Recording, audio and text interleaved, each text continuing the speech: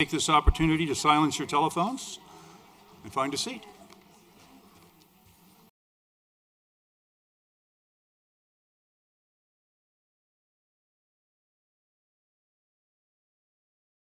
City Council meeting for the City of Wheat Ridge, Colorado for February 11, 2019. If you would please stand and join me in the Pledge of Allegiance to the flag. I pledge allegiance to the flag of the United States of America and to the republic for which it stands, one nation, under God, indivisible, with liberty and justice for all.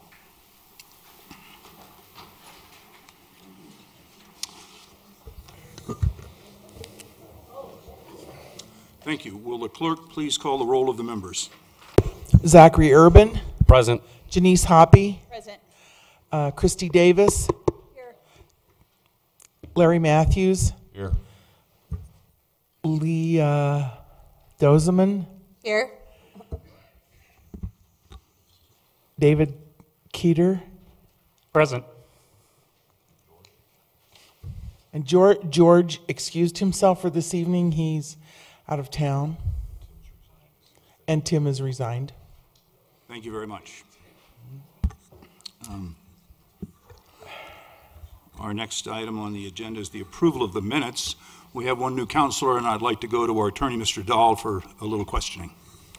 Thanks, Mr. Mayor. What I'd like to do is make a little record that will establish that new council member Keeter is able to participate in the approval of the minutes and also in items numbers 2 and 5 under public hearings.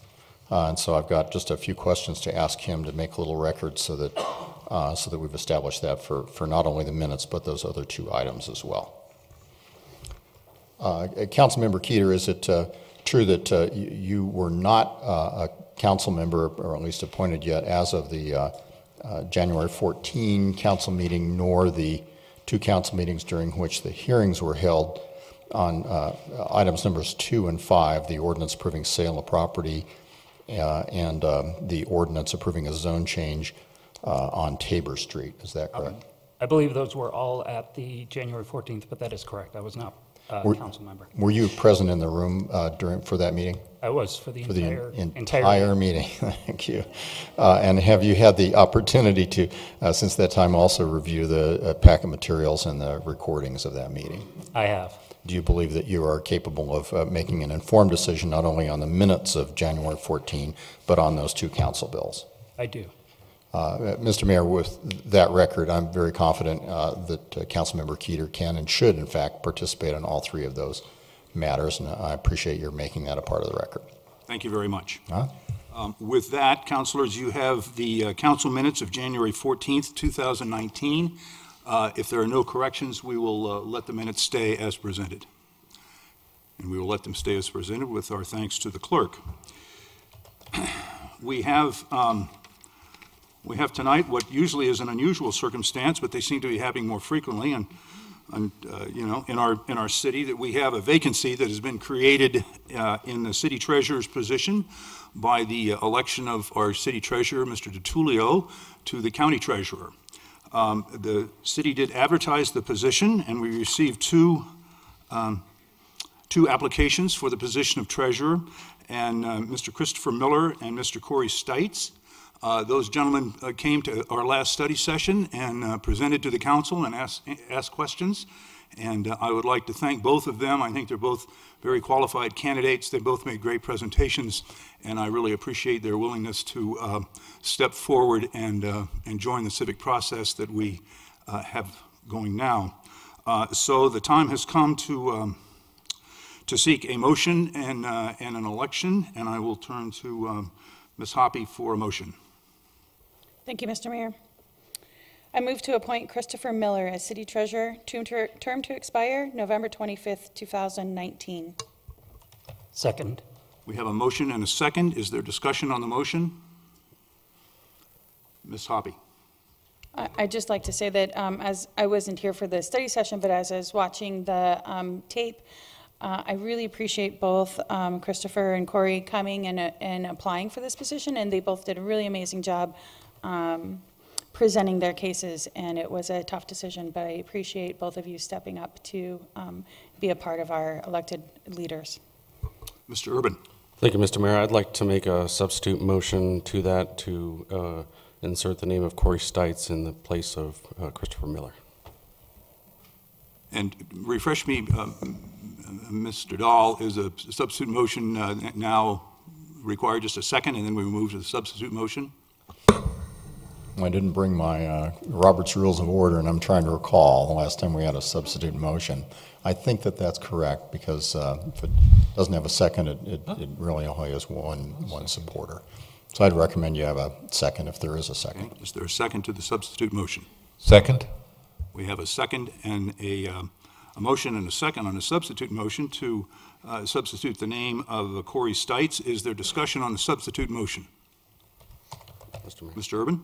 Thank you, Mr. Mayor. And as much as these are two candidates being brought forward for our consideration, it's difficult to not compare the two together, so I don't want to necessarily go down that road, but I do want to remark on Mr. Stites' commitment to the community, his experience in working with our community, and especially his ability to navigate, moderate, and deal with opposing sides, and being able to have solid judgment in our ability to look at his past experience and see that solid judgment is why I would like to see him be our city treasurer. Thank you. Is there further discussion on the motion? Okay, so the motion effectively is to elect Mr. Corey Stites as the city treasurer. Would the clerk please poll the council? Who was the second on that? I was. Okay. All right. We're ready. Motion fails 2-4 with motion fails 2-4 with council members Dozeman, Davis, Hoppy, and Keeter voting no. Thank you. The substitute motion fails. We are back to the original motion to elect Mr. Christopher Miller. Is there any further discussion on that motion? Just a minute, let me get this. Ms. Davis. I just want to comment, because I do think also both candidates very qualified. I think that in a situation where, you know, and the good news is we do have a council position open as well, but I think that when you look at the experience for a treasurer, there is that difference. So again, both candidates qualified in very different reasons, and both very good candidates. Who seconded the main motion? Mr. Keeter. Mr. Keeter. Okay.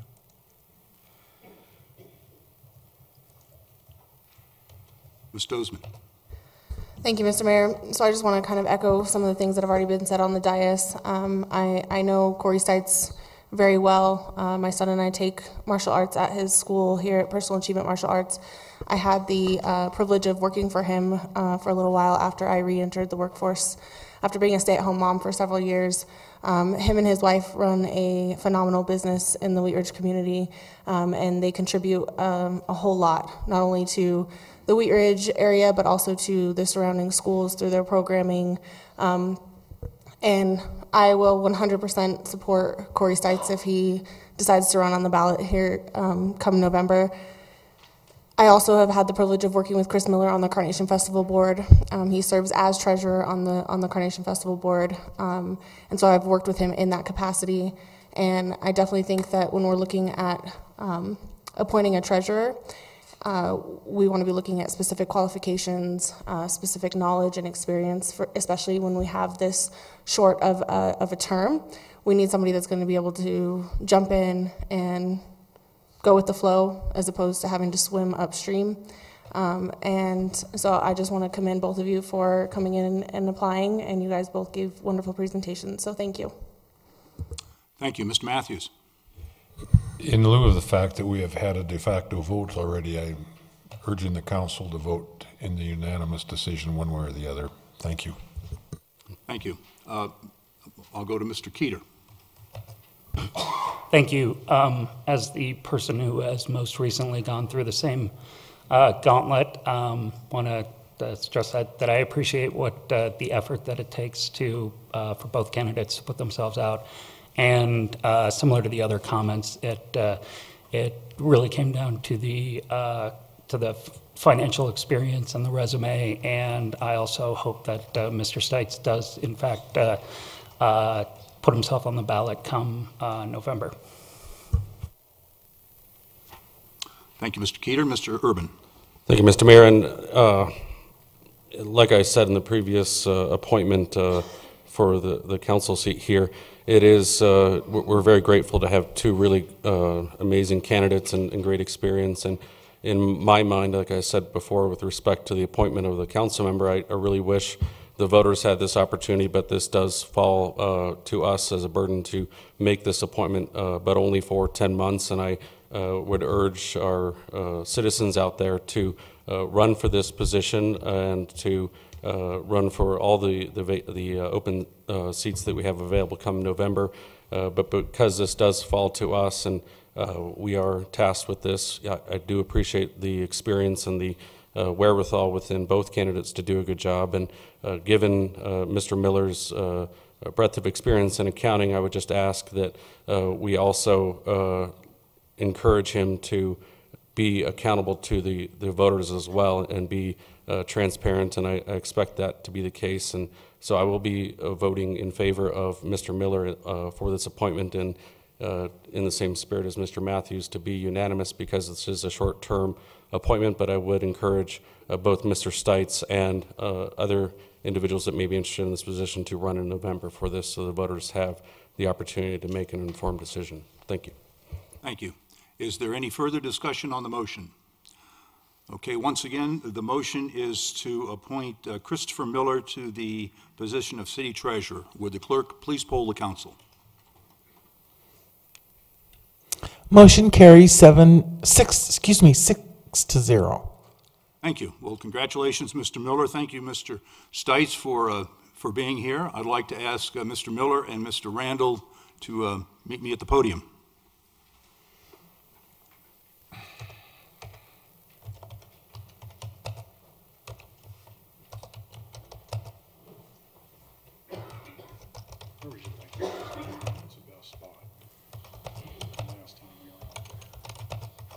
We do it right here. This is, yeah, this should be pretty good. Ready? Mr. Miller, please raise your right hand, sir, and then repeat after me. I, Christopher Miller. I, Christopher Miller. Do solemnly and sincerely declare. Do so solemnly and sincerely declare. And affirm. And affirm. That I will support the Constitution and laws. That I will support the Constitution and laws. Of the United States. Of the United States. The state of Colorado. The state of Colorado. And the charter and ordinances of the city. And the charter and ordinances of the city.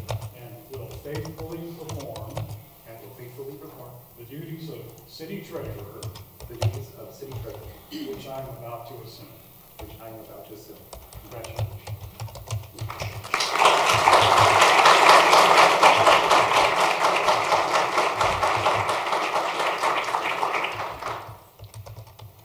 He needs to sign these. Okay. Mr. Miller, Mr. I need Miller, you to come back up here for a minute. And Janelle, he gets the decorative. Yes. Okay. Right. All the paperwork, as you, Yes. I'm sure understand. There's two of them, Mr. Miller. This one's for you, the nicer one. Okay. And then this one's for the city.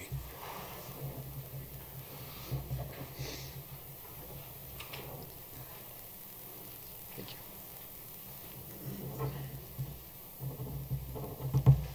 One more.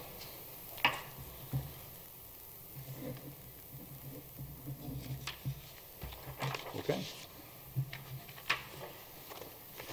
This is yours. Congratulations. Thank you, sir. Go to work.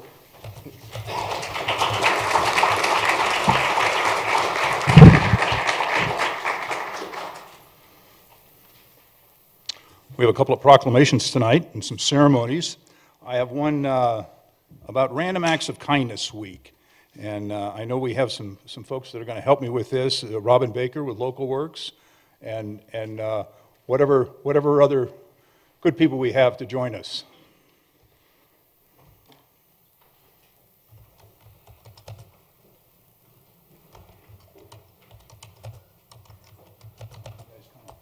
it all in here so the folks at home can see you.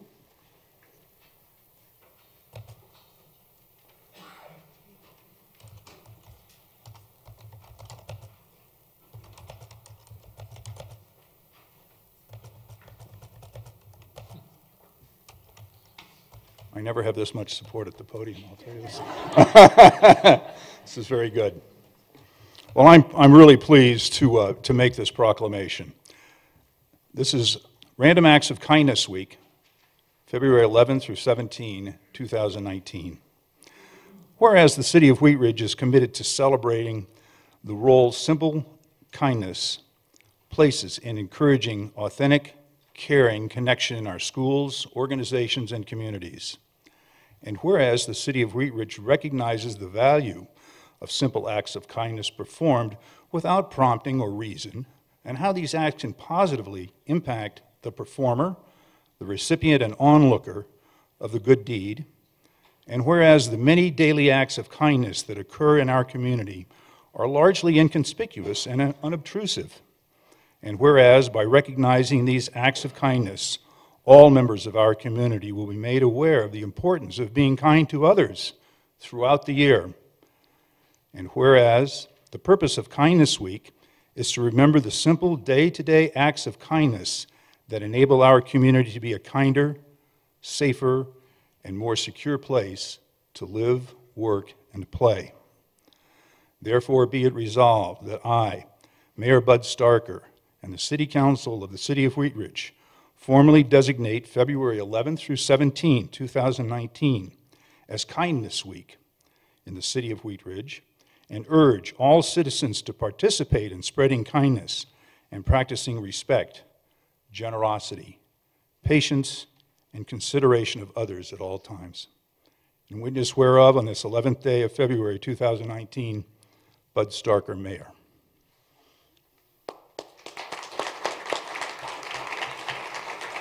So, here's the proclamation, and tell us what we got going on here. Instructed to go ahead and take the mic off of here. Absolutely. You know, I have to watch you so it gets back, but go ahead. Good evening. My name is Robin Baker, and I am with Local Works, and we are thrilled to be partnering with the City of Wheat Ridge Police Department and Compass Elementary on Random Acts of Kindness Week. Random Acts of Kindness Week was born out of a partnership with Compass Elementary on Spread the Love Day. This will be our second year partnering on Spread the Love Day, and they will tell you a lot more about that. This week, we're encouraging residents of Wheat Ridge to perform random acts of kindness and then tell us about them on our Facebook page, which you can find on the Local Works Facebook. I won't read the link to you now. We also have these Kind is Cool buttons for the council members, and there are more available in the back. And with that, I will hand it over to Amy with Compass Elementary. My name is Amy Flagg. I'm a teacher at Compass Montessori. This is my 4th year coordinating our Spread the Love event. It's a community service event we do every year with our 9 to 12-year-old students. And it's every Valentine's Day. We all go out and do community service around the Denver metro area. So I actually recorded a few statistics for you guys. So this year we have 150 students, 13 staff members, 30 family members are all volunteering at 16 different organizations and locations around the Denver metro area. In all, this Valentine's Day we'll do over 800 hours of service to our community. So it's a really big event. It's a fabulous opportunity for the kids, and so they actually wanted to share with you some of the things they've done in the past and will do this year.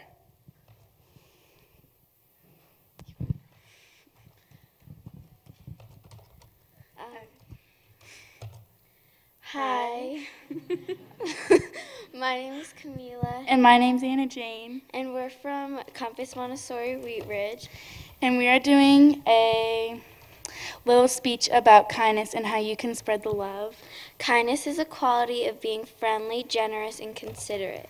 Treating people with respect and compassion. Being gentle, caring, and helpful. It is a feeling of deep admiration for someone or something. You can spread the love this month by opening the door or shoveling and many more. Shoveling's not. We hope you can spread the love this month. Thank you.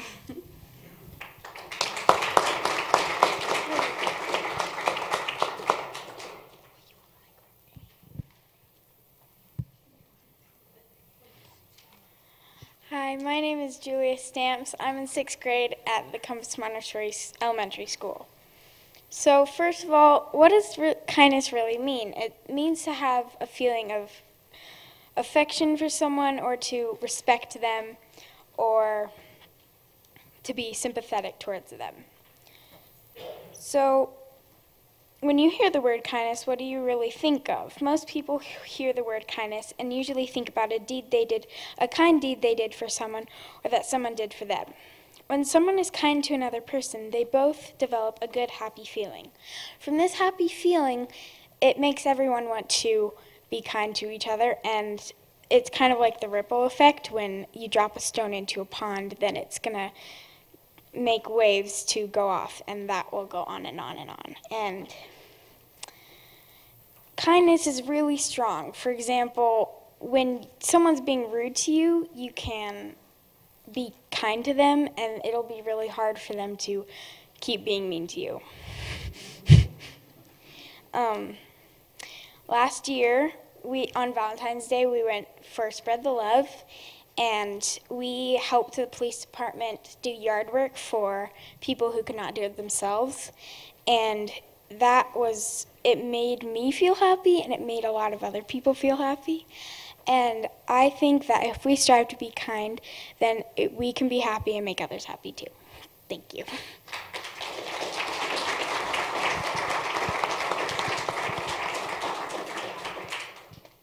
Hi, my name is Maya Haynes, and I'm a student at Compass Montessori School, and I'm in 6th grade.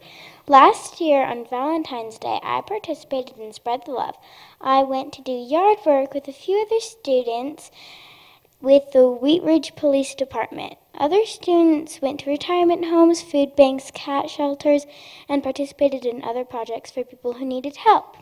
I like doing Spread the Love because it makes me feel good to help other people, and I know it makes other people feel good to be helped. Being kind is very important because if no one was kind, life would not be enjoyable and no one would feel like they were wanted. Being kind to one person can change their life, and that's why it's also important to show empathy to someone who's going through a hard time or who just needs a friend. Thank you.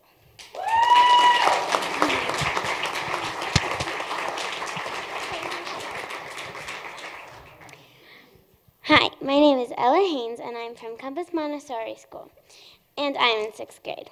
Spread the Love is something that the upper elementary does in my school to go help our community on Valentine's Day. Some of us go to retirement homes, the Cat Care Society, Food Bank of the Rockies, volunteering at children's museums, and much more.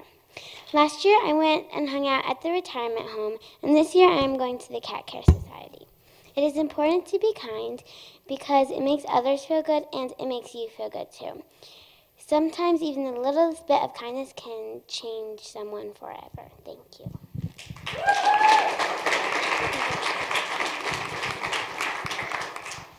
Hello, my name is Emma Shaw, and I've been at Compass Montessori for about 9 years now.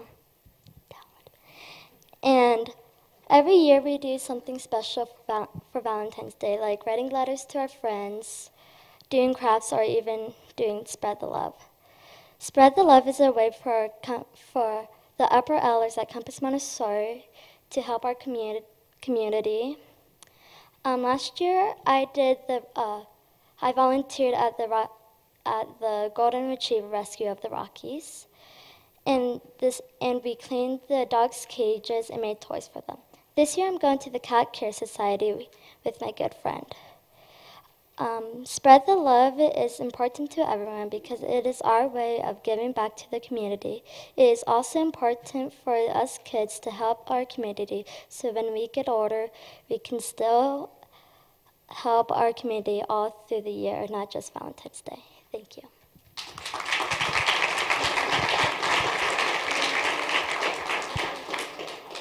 I can say something. So I'm Cade. I am not currently at Compass. I'm at Creighton, but I went to Compass for 9 years, and it was great. I loved it, and I loved Spread the Love too. I went to the retirement home, or not the retirement.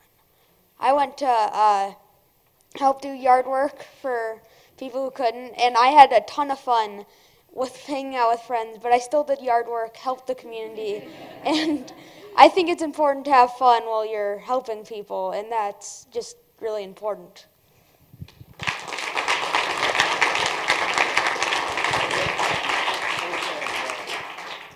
I want to thank all of you for coming. You did a great job, and I really am looking for a lot of love to be spread in our city. So thank you so much.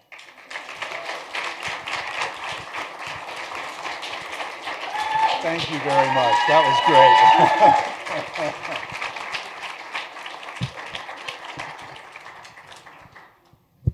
great. You can see where the future heroes are coming from. That's great. We've got more love in our city that I want to invite Rachel Holteen up to talk about. And I brought my lovely assistants with me tonight. Good evening, Council, Mayor Starker, and everyone who's here tonight. My name is Rachel Holteen, and I'm just going to do a little practical thing here first. If Chief John Simpson or Chief Dom Lombardi are here tonight, if you could please come up. Thank you. So I am here to, those guys are going to be doing their work ahead of them. Our work is behind us. This year, the Wheaties Academy, which is a local leadership program that is geared towards taking ideas into action from the ground up, we partnered with different organizations and schools across the city to ensure that this year on Valentine's Day, every single first responder in our city receives a note of gratitude from our community. So over the last week, we have partnered with, oh, I'm sorry, is someone from Lutheran here? I was supposed to ask about, thank you. I didn't have a specific name. Thank you. And what's your name? April, thank you. And Chief Brennan. Chief Brennan, come on. He's slinking in the corner back there. You hardly notice him when he's in the room. Great. Thank you, guys. So over the course of the last week, Wheaties Academy graduates, we've got two standing here, Kathleen Martell and Sunny Garcia. We also have a graduate up on the dais, Leah Dozman. We partnered with the following schools, Stober, Peak Academy, Prospect Valley, Mountain Phoenix, Wheat Ridge Learning Academy, which is the little guys. We also partnered with Boy Scout Troop 613. And then we harassed lovingly the patrons of Colorado Plus, Lucky's Market, Bardo's, and then we also harassed the rest of Wheat Ridge City staff to ensure that we have 440 notes of gratitude to go to each of our first responder agencies. So my lovely assistants, these guys worked a lot at the stuff with us. It's hard to chase down that many thank you notes, but as soon as we'd say to people, do you have a minute to write a note of gratitude to a first responder, people who were like halfway out the door or really trying to avoid eye contact would turn around immediately and write 3 or 4 of them. So anyway, in each of these boxes are enough notes for all of the first responders. So thank you guys so much for what you do for our community. It's such a great way for us to thank you for the things you do 364 days a year. And our community had a really great time doing it. So thank you so much.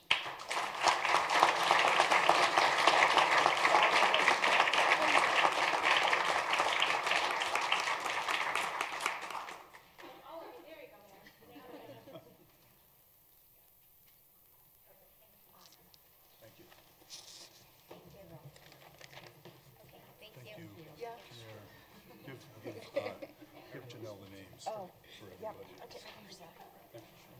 you.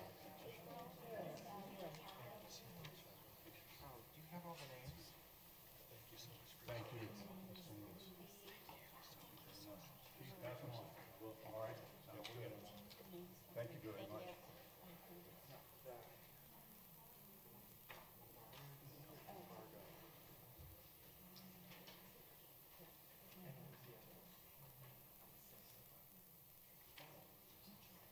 Thank you.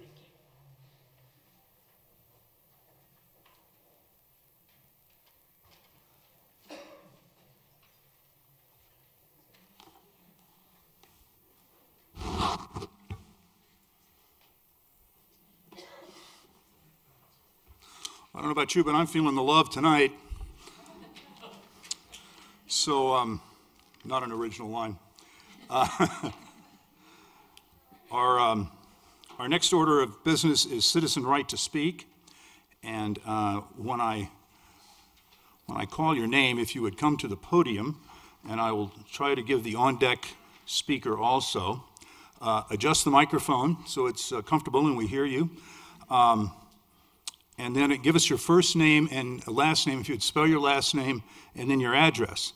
And I want to say a couple of words about the green, yellow, and red lights that you'll see in the podium speaking. You have 3 minutes to speak, and the green light will appear when the speaker commences speaking. We will start the timing after you've given your name and address and are ready to go. The green light will flash when the speaker has 30 seconds remaining of your time. The yellow light will appear when you have 15 seconds remaining. And so please conclude your comments on the yellow line, on the yellow light, and then when the red light comes on, you need to stop, just like not going through a traffic signal. So thank you all very much. And so our first speaker is John Butler and Barbara St. John on deck. Good evening, Mayor, Council, and audience. And my name is John Butler, B-U-T-L-E-R. My address is 11576 West 38th Place, Wheat Ridge, where I've resided for the past 5 years already. I just want to come again, and I've got a couple pieces that I'm going to hand to the clerk for your distribution. The first one is a list of the number of children who have died due to marijuana. Now, I know in the popular press you hear that nobody's died from marijuana, but that's not true. This organization is Parents Opposed to Pot. They've assembled the stats here, and I believe it tells where they have found them. And Colorado leads the day with 13 child deaths in the last 6 years. So it's 2 a year, but it's still somebody's child that's dying. The second article that I have here is from the YouTube, an interview with Dr. Brad Robert. He's an ER physician in Pueblo, Colorado. And so my wife transcribed it. I'll just hit a few of the points here, and then you can read your copy at your leisure. So he's asked, do you see a perception in Pueblo that now that we have something that's legal and regulated by the state, that kids have a perception that it's not harmful? And the physician answers, yes. People tell me all the time it's not harmful. That's almost a daily conversation. So the last shift that I worked, I see it almost every day. And by kid, I'm going to range kids from 15 to 25. That's probably the most common age range that I see, says the physician. They'll use it 5 or 6 times a day, and they'll say, I feel fine. They'll also tell me in the same breath, when we talk about whether it's addictive, they'll say, I'm not addicted to it. I just don't feel good unless I smoke. They tell you it's safer than cigarettes, safer than alcohol, and that's what they hear in the advertisements.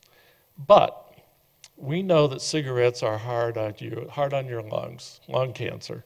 We know that alcohol is hard on your liver over time. And surprisingly, though, that marijuana is hard on your brain. So these are 3 things that are pretty hard to live without: your brain, your liver, and your lungs. So you can damage yourself in many ways. We do have excellent evidence that it is damaging to the brain. Colorado leads the charge here in legalization. He says he'd like to see it become a Class 2 drug so that it can be tested like every other drug, and you'd get it at the pharmacy, not at a shop. Thank you for your time.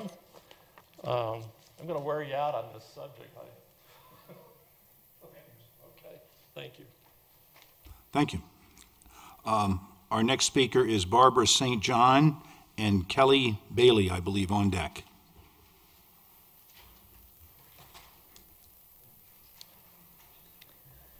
Barbara St. John, St. John, 3480 Everett Street. Is that all, I think?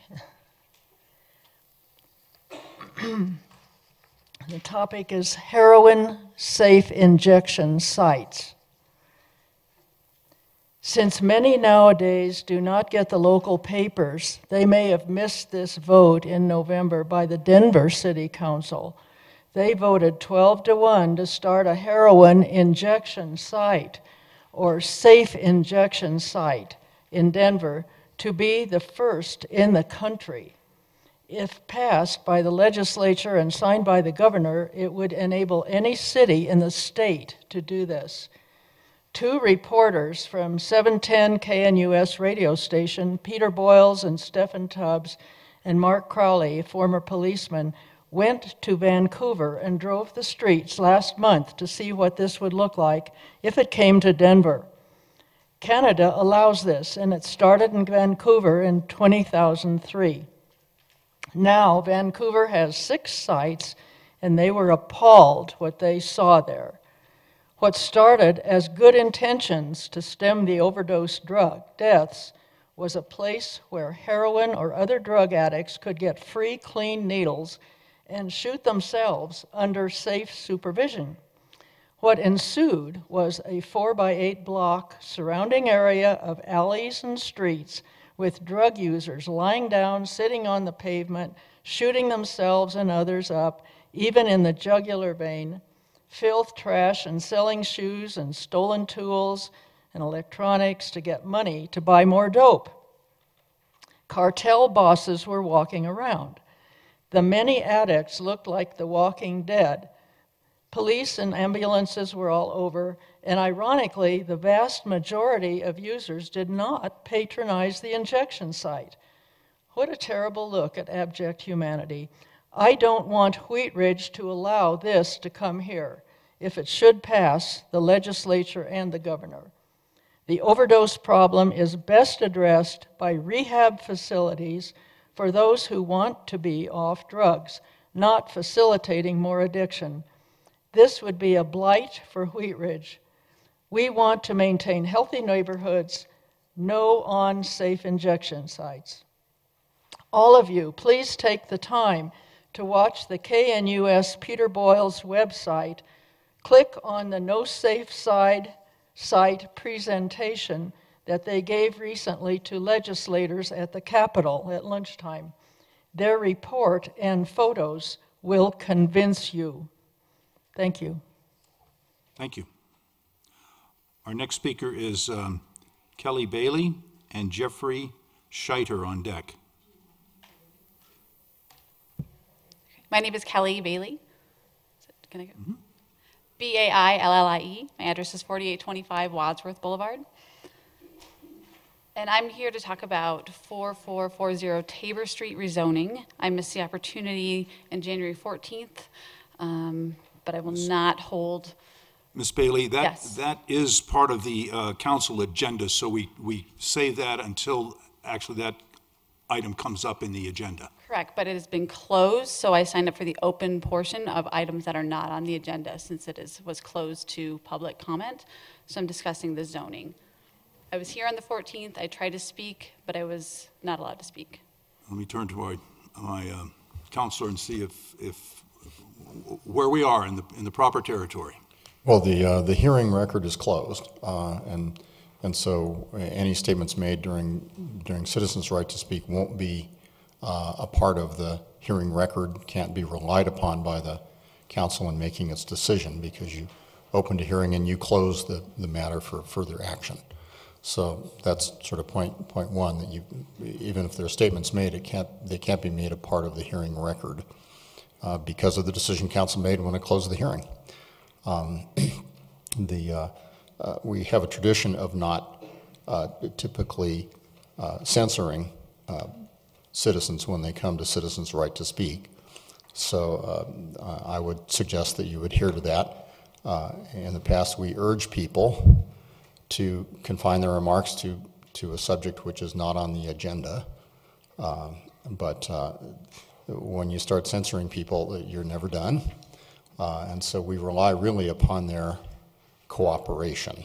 in doing that, and not in telling people what they can say or can't say. So my advice would be that the person can speak, but needs to be aware that I'm going to advise the council that the statements can't be made a part of the hearing record or relied upon by the council in making its ultimate decision on that case. Point of order, Mr. Mayor. Mr. Matthews? Even though the hearing is closed, they're allowed to speak on each agenda item, and it doesn't, and I'm not believing that the codes or our rules say that just because a hearing was closed, someone cannot come up and speak on an agenda item at a future meeting. So if it fits the world in general, I would suggest that her comments would have more meaning if she spoke when the rest of the people that want to speak on this item, and there may be more, we should be calling for anyone that wants to speak on an agenda item that should be allowed to speak at that time. Well, certainly, but in this particular case, that hearing has been closed, and so additional testimony won't be taken on that matter unless we republish and reopen a new hearing.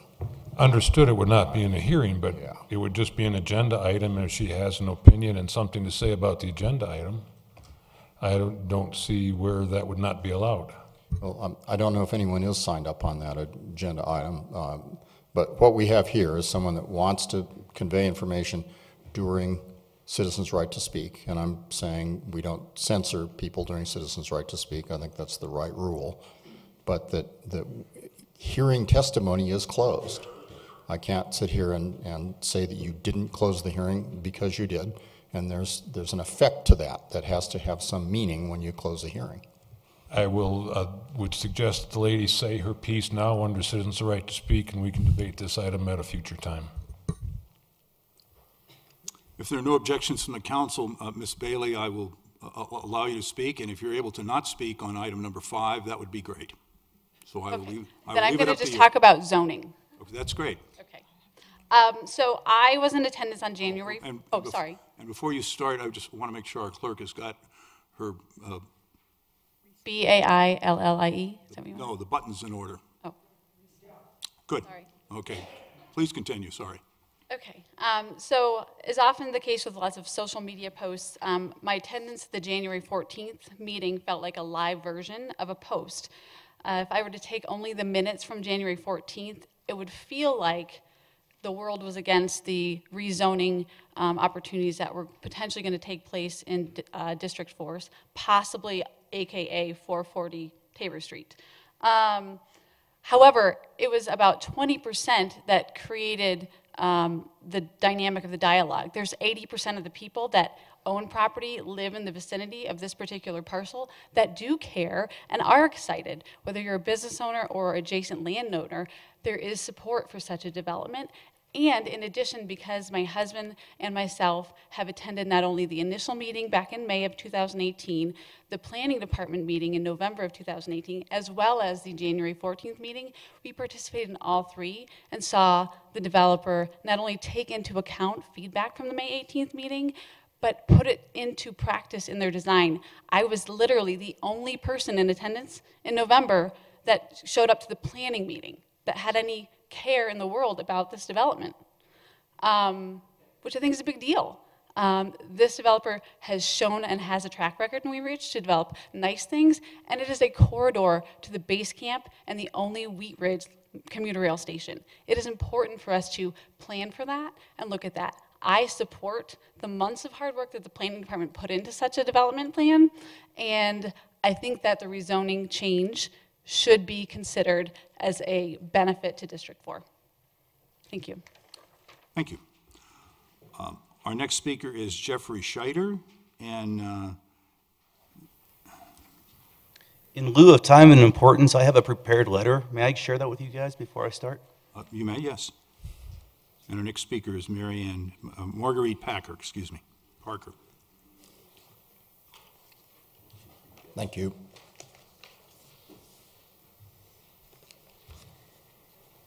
Jeffrey Scheiter, S-C-H-I-T-T-E-R. My address is 7595 West 48th Avenue in Wheat Ridge. I have been, in lieu of time, I'm going to go ahead and read a prepared letter. I have been a citizen of Wheat Ridge for almost 4 years. I live just off 48th and Wadsworth, where my property will be significantly altered during the Wadsworth expansion project.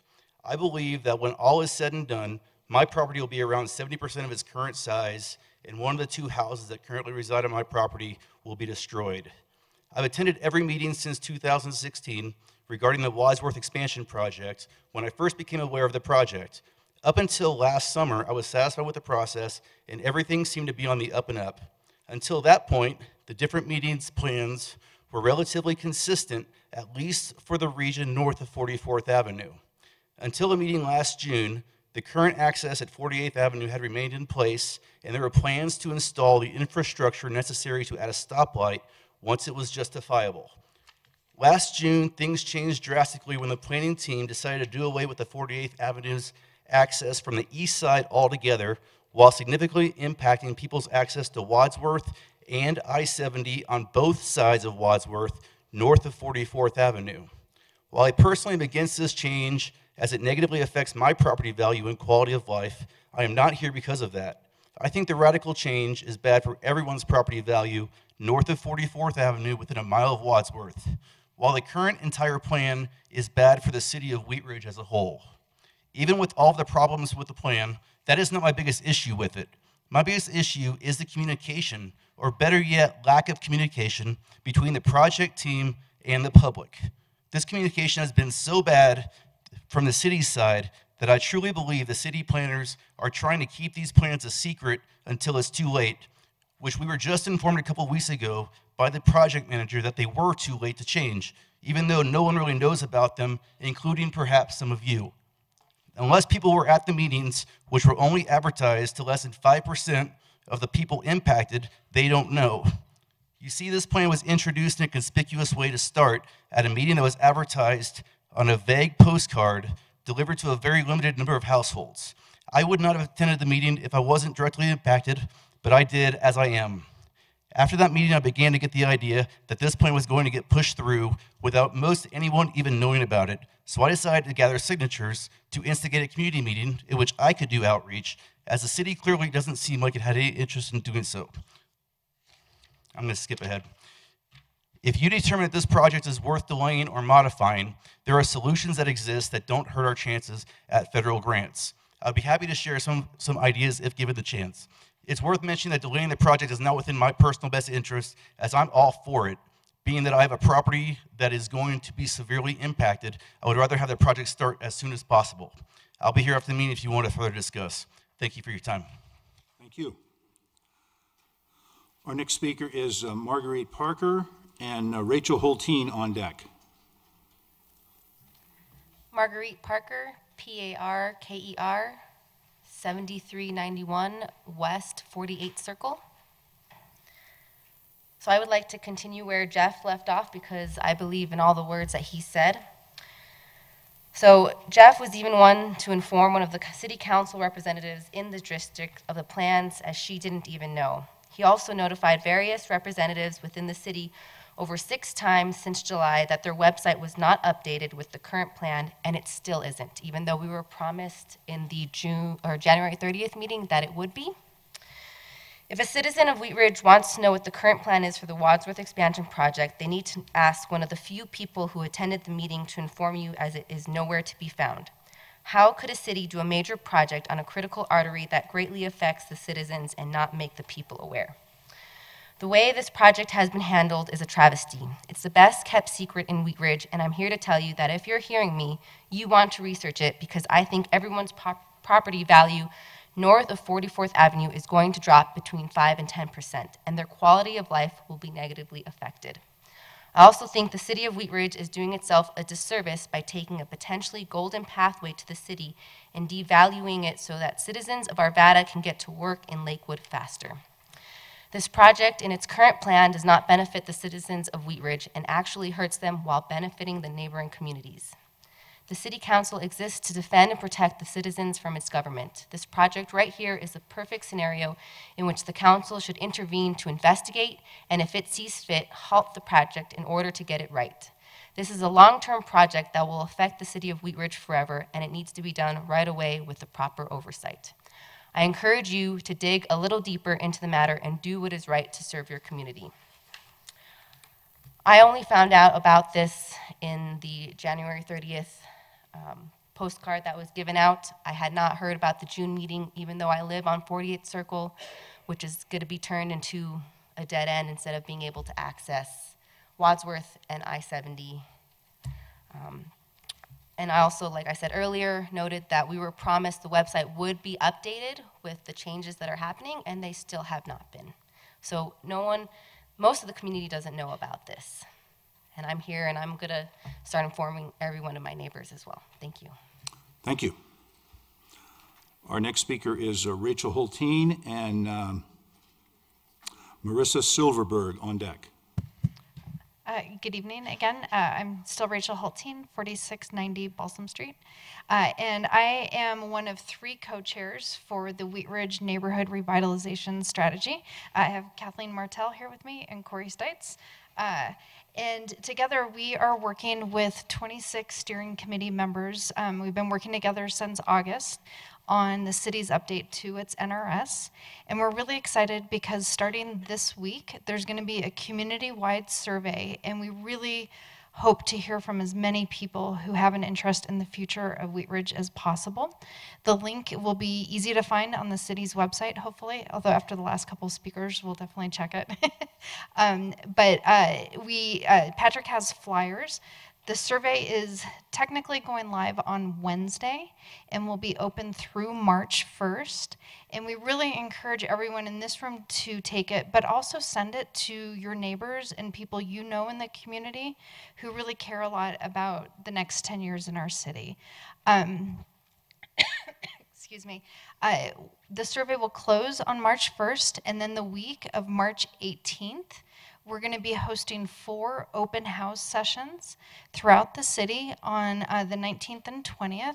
So again, those will be on the city's website. They're going to be one at the Active Adult Center, one at the Rec Center, one at Colorado Plus, and then another one at Wheat Ridge High School. So we really hope everyone will come and attend that, and that includes you, Council. We hope to see you there. And at those open house, we're going to be reviewing what we learned from the survey, and then talking about what are the next steps as we hopefully move towards adopting the revised NRS in May or June. So if you have any questions, go to the city's website, and you can. There's a link on the landing page that's pretty easy to find. Or you can go to the city's website /NRS, and please share the survey with everyone you know. Thank you. And these guys are fantastic too. I've been talking a lot tonight, but yeah, we're working hard for you guys, but we really want to hear from you. Thanks. Thank you. Our next speaker is Marissa Silverberg and Ihor Figlis on deck. Good evening. I'm Marissa Silverberg. It's 1 R, 2 S's, and Silverberg. I'm at 13095 West Cedar Drive. That's technically in Lakewood, but I'm here on behalf of Jeffco Public Health. I'm the community food mobilizer at Jeffco Public Health, and I just wanted to inform folks of an event we're having as part of the Healthy Wheat Ridge Heart Healthy Month. On Friday, February 22nd, we're going to have an event called Health from the Ground Up, Meet Your Local Farmers at St. James Episcopal Church. And we have a great lineup of Jeffco farms. For folks who aren't familiar with community-supported agriculture, the aim of this event is to encourage folks to learn more about it. The idea is to purchase a share of local produce at the beginning of the season to eat locally and have local access to produce, as well as to boost the local economy by buying from local farmers. So we have a few Wheat Ridge farmers attending, 10 farmers total from Jefferson County, great lineup of speakers, and a lot of local folks coming in attendance. So if you have any questions, feel free to reach me or visit our website for more information. If you go to Jeffco Public Health, there's a link on the front page. Thank you so much. Thank you very much. Our next speaker is Ihor Figlis.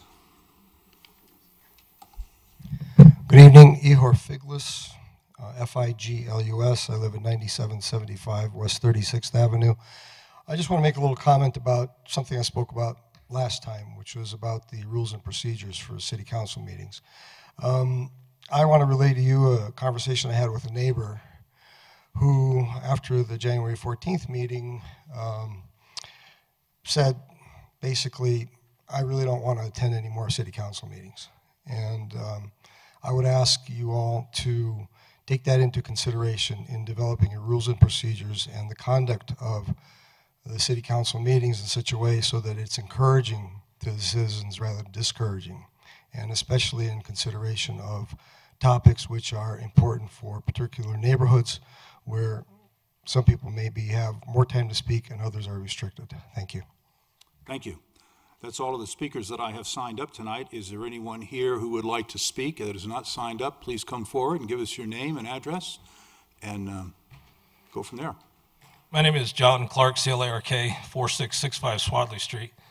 I wasn't going to speak tonight, but I think I have to now. So yeah, I'll talk about zoning throughout the city, but I guess if you want to talk about property on Tabor, we can. I found a quote from Miss Bailey, the previous speaker. This comes from the Planning Commission. This is the minutes. Commissioner Peterson asked about the possibility or the possible land acquisition of the property to the south and Mr. Lyons' intentions for it. Mr. Lyons said he would develop the same type of townhomes to keep it consistent. Kelly Bailey, 4825 Wadsworth, Miss Bailey said she and her husband own the property that is for sale to the southeast where the drive connection would be made. She indicated that they like Mr. Lyons' product. He has been successful in the past with the city of Wheat Ridge and would like to work with him and have their parcel developed jointly with the subject property. That subject property being 2 acres, 12.5 units per acre. They own a property at 11661 West 44th, which is 1.5 acres. If they develop it the same way, my calculations is 18 more units. So if you're looking at 26 units at 4440 Tabor, go ahead and just throw those other 18 right next door. The fact that 20%, the 20% number that was thrown around, I have a serious problem with that. There's a legal protest form and you have to be within a certain amount of feet and you have to touch the property. And I believe that the property owners, especially the one at 4430, that everybody seems to overlook, has a very good legal protest. He has a single family home that everybody seems to just forget about. So when you're looking at the number of units, the amount of traffic, let's remember there's another acre and a half sitting right next door that they're all sitting there ready and waiting for this unit or this property to get rezoned, and then we're on to the next one. So I'm all for property rights, guys, don't get me wrong. I bought my property. I don't expect anybody to tell me what I can do within the limits of the law and the zoning. If Mr. Lyons or Mr. Coons wants to develop the property at 4440 Tabor, he's more than welcome to. He can build 2 units legally now, and if he actually went to the neighbors, might actually get them to agree to 6 or 8. So let's just remember all that. Thanks, guys. Thank you. Is there anyone else here tonight who would like to speak? Please come to the podium and give us your name, and you may go ahead.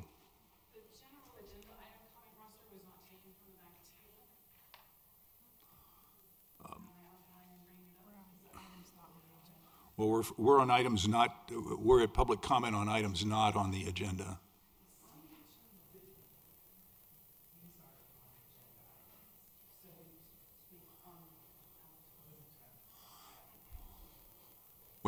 When those agenda items come up, we will have public comment on those. If you're signed up to speak.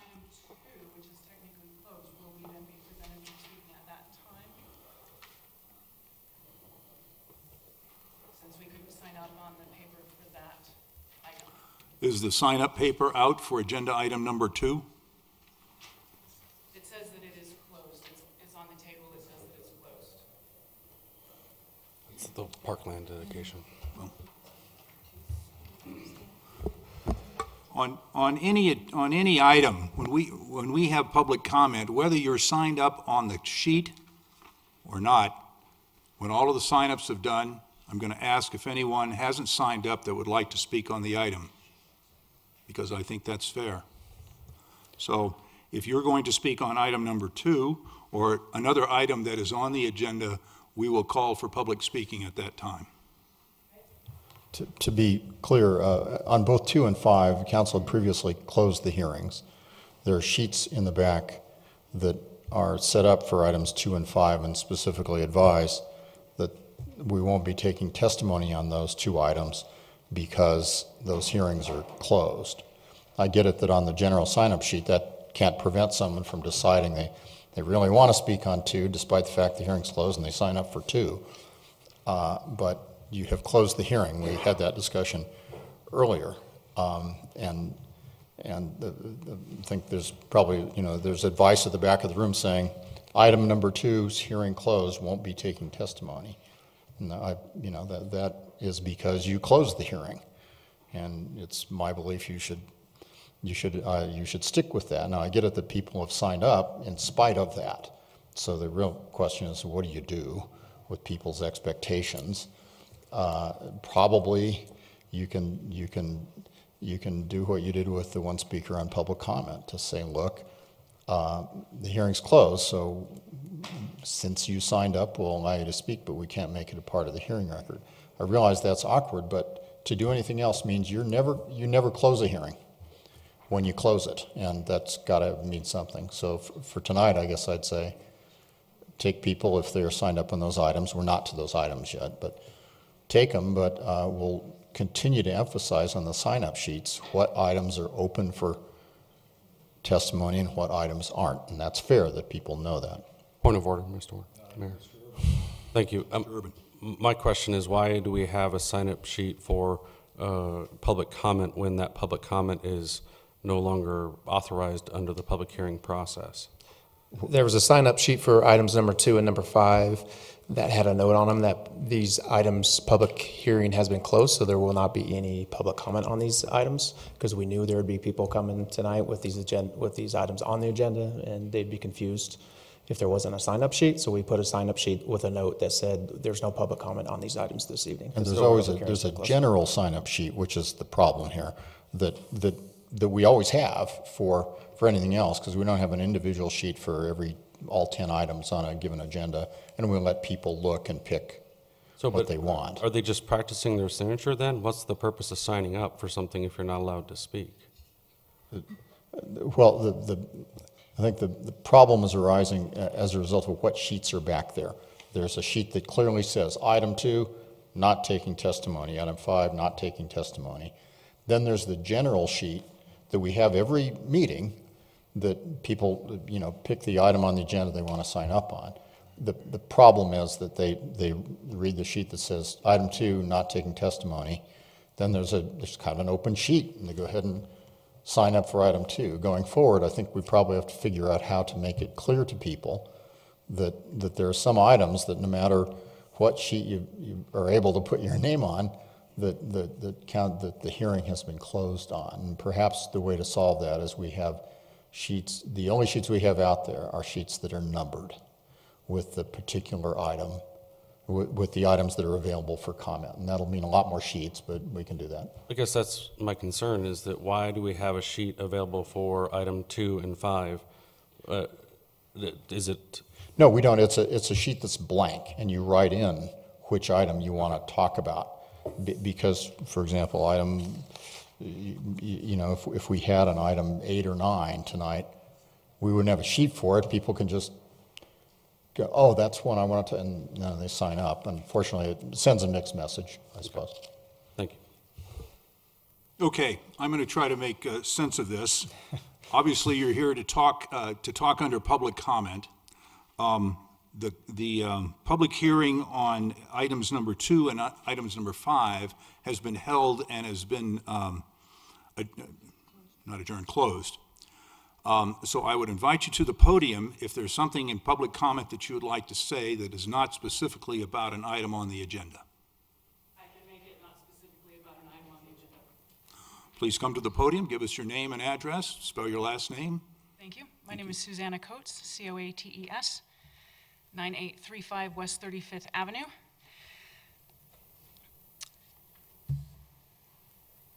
When two private businesses make a private business arrangement, that is their business. And there is no earthly reason for the city and its land to involve itself in these business arrangements. That's what I have to say. Thank you. Is there anyone else here tonight who has not signed up for the public citizen's right to speak on any item that is not on the agenda? Please come to the podium. Give us your first name and last name. Hi, I'm Fran Singer, and I'm a little confused, but, you know, tonight is, oh, let's feel the love.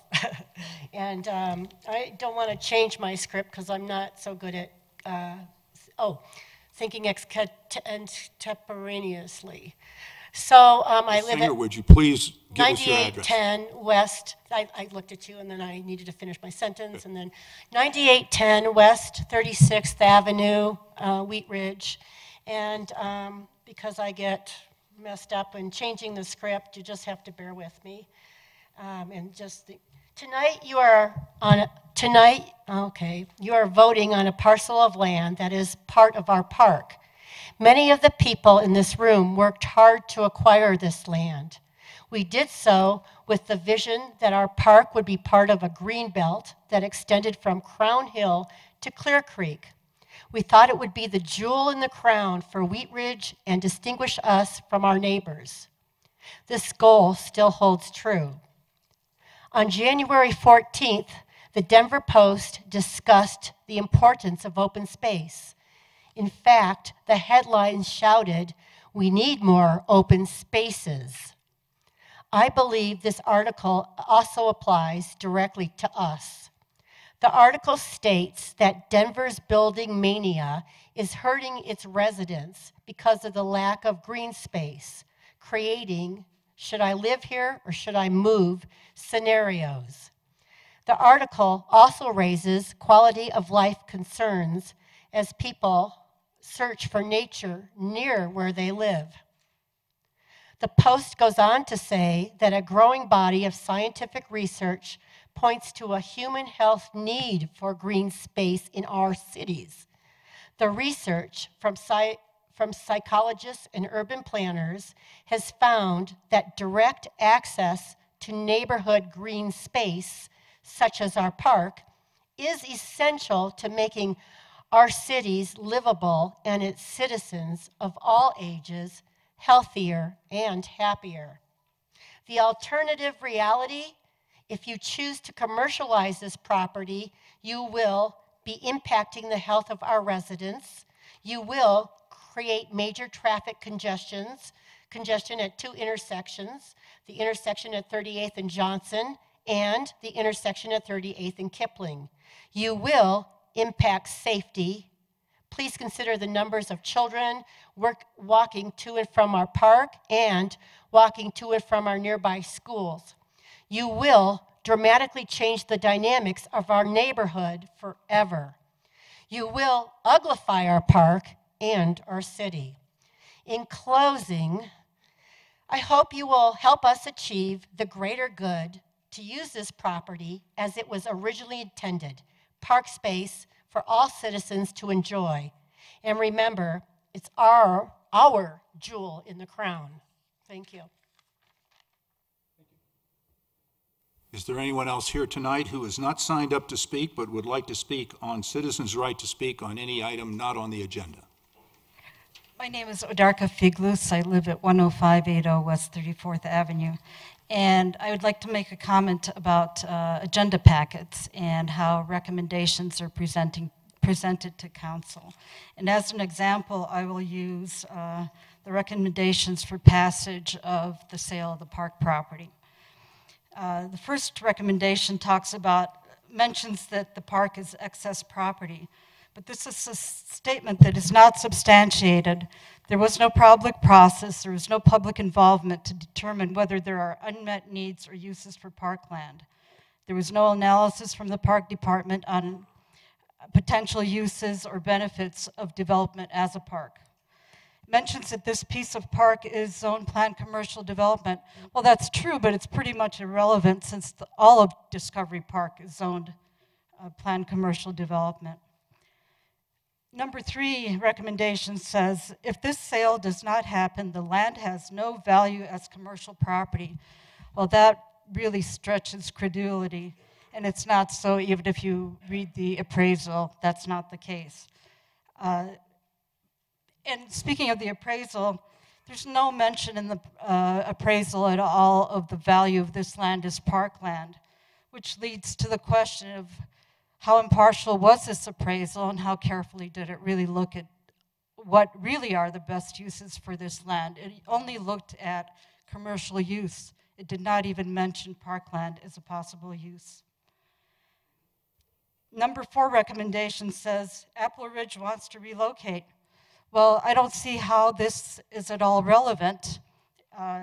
If we believe that we have a free market, then Apple Ridge is free to sell their land and move to another piece of property in the area. They can do their negotiation and move. That's really, how is this a reason to move? But as long as we're on that topic, if we're talking about free market, could it possibly be considered free market to subsidize mega giant CVS at the cost of an established business, namely Wheat Ridge Pharmacy, who has faithfully served Wheat Ridge, I think since Wheat Ridge was founded, or pretty close to it. Number 5 recommendation says CVS will generate tax revenue. There's no numbers here to back this up. How much tax revenue will they generate, especially after they come to you for a subsidy in the form of a TIF, and which is tax increment financing? And when they get that, Ms. Figlis? Yeah. Are you talking about how the agenda packets were prepared, or are you speaking about item number 2? Well, I guess they're overlap. Okay, I think your time is about closed. Okay, can I just finish up with one? You may have a sentence or two to finish up, okay, please. I will make this short. So what I'm really trying to say is that I think that it would be good if these agenda packets would give you more analysis behind the recommendations, and that's really the point that I'm trying to make. Thank you so much. And especially when you talk about loss of tax revenue through TIFs, and the 6th one was traffic patterns indicate that vehicular traffic will exit onto 38th from Johnson, which is 1,000. I'm sorry, just one more thing. Thank you. No, ma'am. I think we're going to, no, ma'am. You're not signed up to speak, and so is there anyone else who wants to speak under public comment on an item that is not on the agenda? Thank you.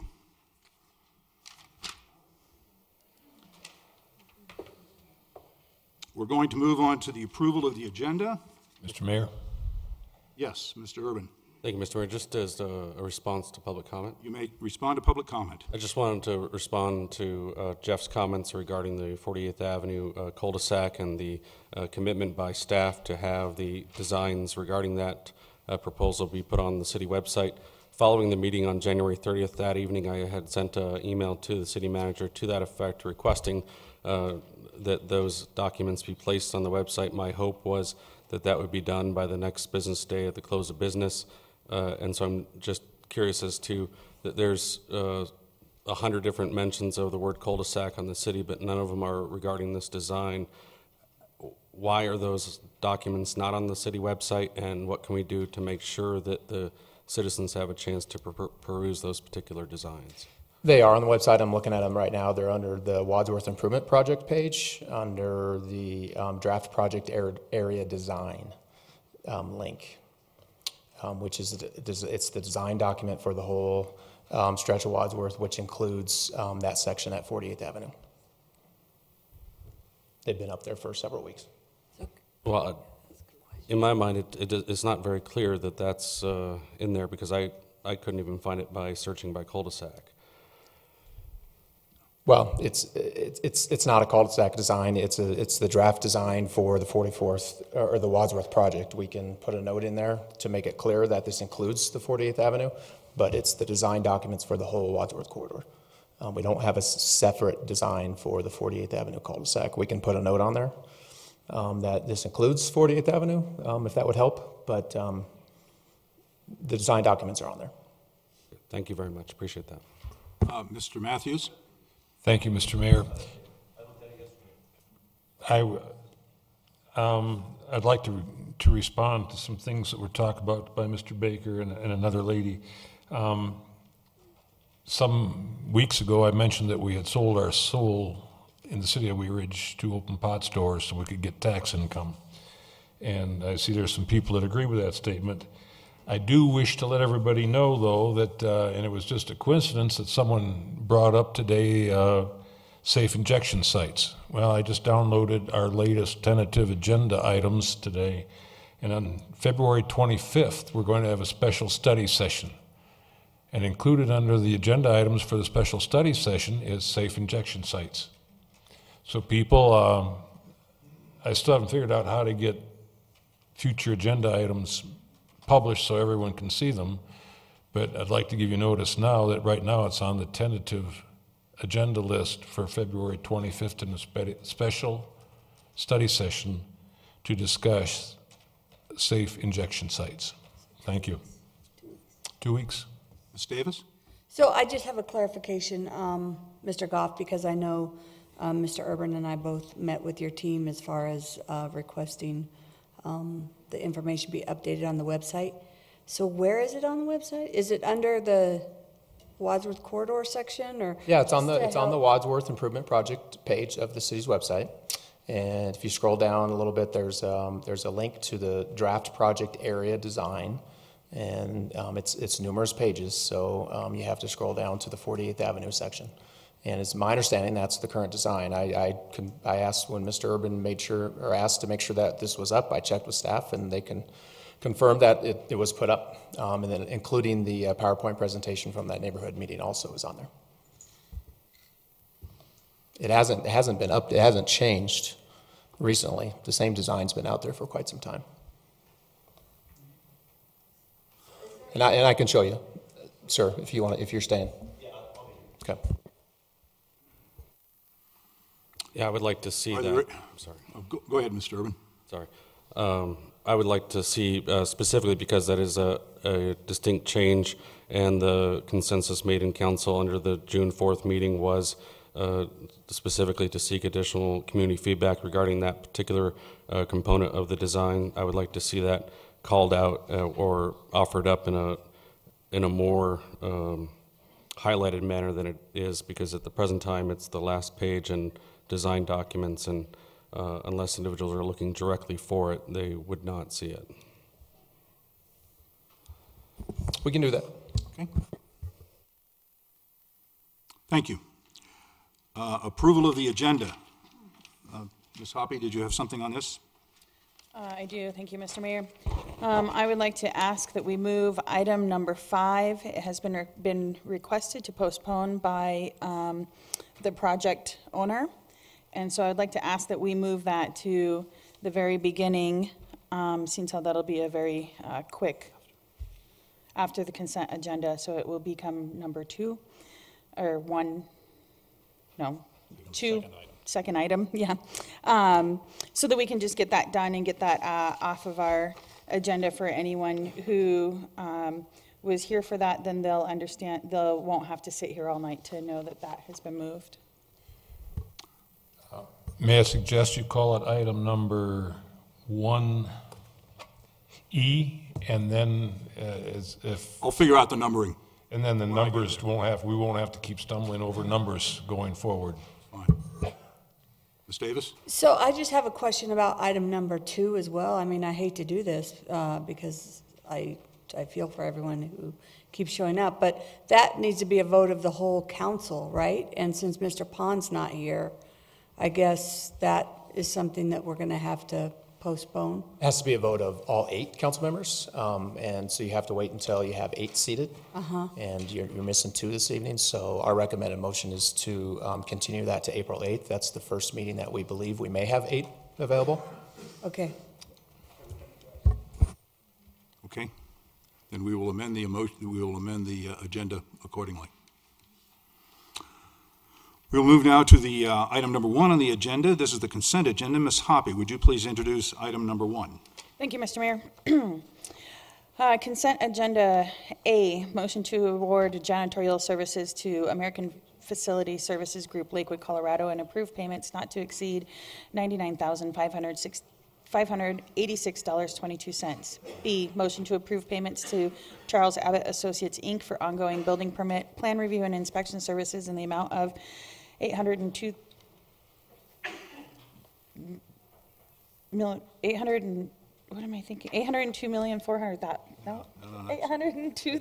It's too much money. 800,000. By quite a bit. Why is my brain not The- working? 800,000. Which one's $802,000. $802,400. What happened there? As approved in the city's 2019 budget and authorizing all subsequent payments. C, resolution number 10-2019, amending the fiscal year 2019 budget to reflect the approval of a supplemental budget appropriation for the reappropriation and re-encumbrance of the 2008 fiscal year encumbrance funds in the amount of $9,789,009.05. And resolution 12-2019, granting an easement to Metro Wastewater Reclamation District for the purpose of providing a sewer line metering station in city-owned open space. Thank you. Before I ask for a motion on the 4 consent agenda items, are there any items on the consent agenda that any counselor would like to pull off for the purpose of discussion? Then we will pull that item off. Which item would you like to pull off? That is... Excuse me, sorry, my mic wasn't on. I'd like to pull the janitorial service item. 1A? Correct. Okay. Ms. Hoppy, would you please give us a motion to speak to consent agenda items number 1B, 1C, and 1D? I move to approve the consent agenda items 1B, 1C, and 1D. Second. Would the clerk please poll the council?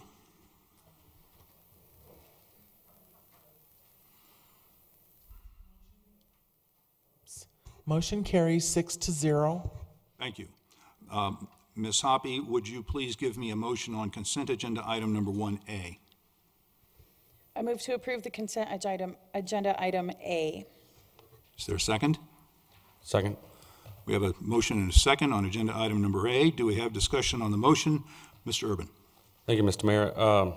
My question was regarding an additional bid that was not considered, that there's a asterisk next to it that indicates there was a math error, and I'm curious as to, was that a math error on the part of the bidder, or was there a math error on the part of the staff, or why is that considered a math error? Our purchasing agent's here, and if she can, she'll come up to the table and address that. I believe it was a math error from the bidder, and we noted that as such. Please come to the microphone. Use your mic with you. Yeah, you can sit there. Not used to these And formal introduce yourself, please. I'm Jennifer Nellis, the purchasing agent for the city. In those cases where there is a math error, we want to clarify with a bidder whether the unit price can be honored, or whether there's a addition error or multiplication error in what they've submitted. So when we read something, it isn't necessarily the result that it should be, and in this case that was determined that it was the bidder's error, and it was not favorable to them. Okay. or to us. And the winning bid in this case, is that the same firm that we've retained previously? Yes, it is. Okay. And is there any, this is in the weeds here, but is there anything in the bid requesting felt-lined wheels for the cart that goes through City Hall? Maybe that's an improvement to the cart. I would suggest that just because I've been here for God knows how long, but it seems like that's something that happens every night. And I love the work that they do, and they're a great team, and that's just one small improvement I would like to see done. Thank you for your comment. Thank you. That may add character to our audio performances.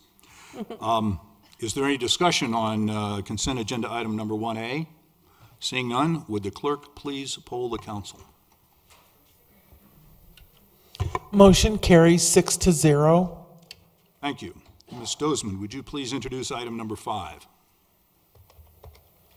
Yes, thank you, Mr. Mayor. Council Bill number 33-2018, an ordinance approving a zone change from Agricultural 1A1 to Planned Residential Development, PRD, with an outline development plan for property located at 4440 Tabor Street, case number WZ-18-15/Clear Creek Terrace. Mr. Goff, do you have an update on this? I do. I'm sorry. Is this the? This is item number 5, the rezoning. Oh, yes, we do. I'm sorry. Yes. I distributed a letter that we received this afternoon from the applicant, Clear Creek Terrace. You all should have a copy of that at your seat. They are requesting a postponement of this hearing until there's a full council. Thank you. Ms. Dozman, would you please provide a motion? I motion to postpone agenda item number 5 until, are we having a full seated 8 council or? Yeah, April 8th is April 8th. Yes. Second. We have a motion and a second to postpone item number 5. Is there discussion on the motion? Seeing none, will the clerk please poll the council? Motion carries 6-0. Thank you. We will move to council item number 2. Mr. Matthews, would you introduce item number 2, please? Thank you, Mr. Mayor. Council Bill, and let me blow this thing up again. Council Bill number 34, 2018, an ordinance approving the sale of designated parkland at the intersection of West 38th Avenue and Johnson Street, and in connection therewith, authorizing execution of an agreement for said sale. Thank you. This is an ordinance. May I have an ordinance number? This was already named Ordinance 1664. Thank you. And I was not at this meeting, but I did watch this meeting online, and I understand that we have closed the public hearing. And so a motion is in order on this. Mr. Matthews, would you please provide us a motion on this? I move to postpone second reading consideration of Council Bill number 34-2018, an ordinance approving the sale of designated parkland at the intersection of West 38th Avenue and Johnson Street to the council's regular meeting on April 8th, 2019. Is there a second? Second. We have a second by Ms. Dozman. Is there discussion on the motion? Mr. Matthews. Thank you, Mr. Mayor. Whether anybody is for or against motions like these and this concept of 8 8 votes in the definition of entire council, I believe that through no fault of the applicants themselves, we're short. We have a vacancy here, and I do believe that it's fair in all cases, in both these cases, that we postpone these votes until a full council is seated to give everybody a fair chance to be represented. Ms. Davis. I have a question for Mr. Goff. I know that I think it's one thing, to consider the parkland, and I think in here, it's been pretty clear of what's happening and the whole thought of TIF and those types of things. And I guess in some situations, are we putting the cart before the horse? Because I guess, for instance, if TIF isn't approved, I think the sale of the parkland is kind of a separate issue. And so how are we approaching that with like CVS or in that situation? Because you know, like, so let's, you know, if it was decided that, okay, we sell the parkland, but then, you know, we don't give TIF, is CVS, are they going to buy that contingent on the rest of the project? Is that how they're handling it, or? Correct. Yeah, there would be a lot of contingencies in this place, and I think you could go a couple different avenues in this case. But the biggest hurdle is selling the parkland. As you know, it takes a unanimous vote of City Council, so that was what they chose to move with first. So I think, just for clarification, because I've talked to Mr. Art about it and have my own thoughts, but really, when we do this, it's really about just the sale of the parkland, not that it's going to necessarily go. Correctly. There's no agreement. There's no agreement with anybody. I mean, to make that project even move forward to the next step would require the park to be sold to. Yeah, I mean, I appreciate the transparency that it's there, that those are discussions, but there's a lot in those discussions that are still not set in stone. Right. So I think that's I think a consideration, at least as we look at this. Thank you. Is there any further discussion on the motion? Seeing none, will the clerk please poll the council? Motion carries 6-0. Thank you. We will move to agenda item number 3. Ms. Davis, would you please introduce item number 3? Thank you. Resolution number 11-2019, a resolution approving an 89-lot subdivision replat for property zone mixed-use neighborhood and planned residential development at the northwest corner of Yarrow Street and 42nd Avenue, case number WS-18-07, Yarrow Gardens. And just an issue, the applicant is requesting approval of the 89 subdivision replat for property zone PRD mixed use. And it looks like there's just one section that they're asking for the replat, and the rest of it is what's already been approved. Is that correct? We're going to find out in just a minute. This is a resolution. This is a public hearing. It is quasi-judicial.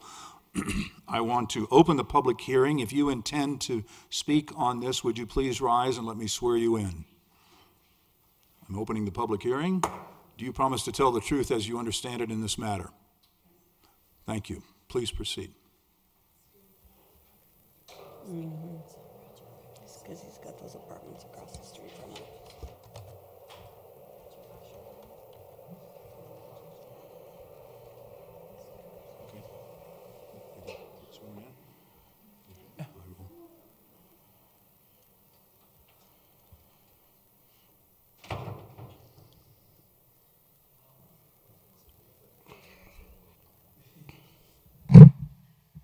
Thank you. Good evening. For the record, while the screen gets started, I'm Lauren McLack, planner with the City of Wheat Ridge Community Development Department.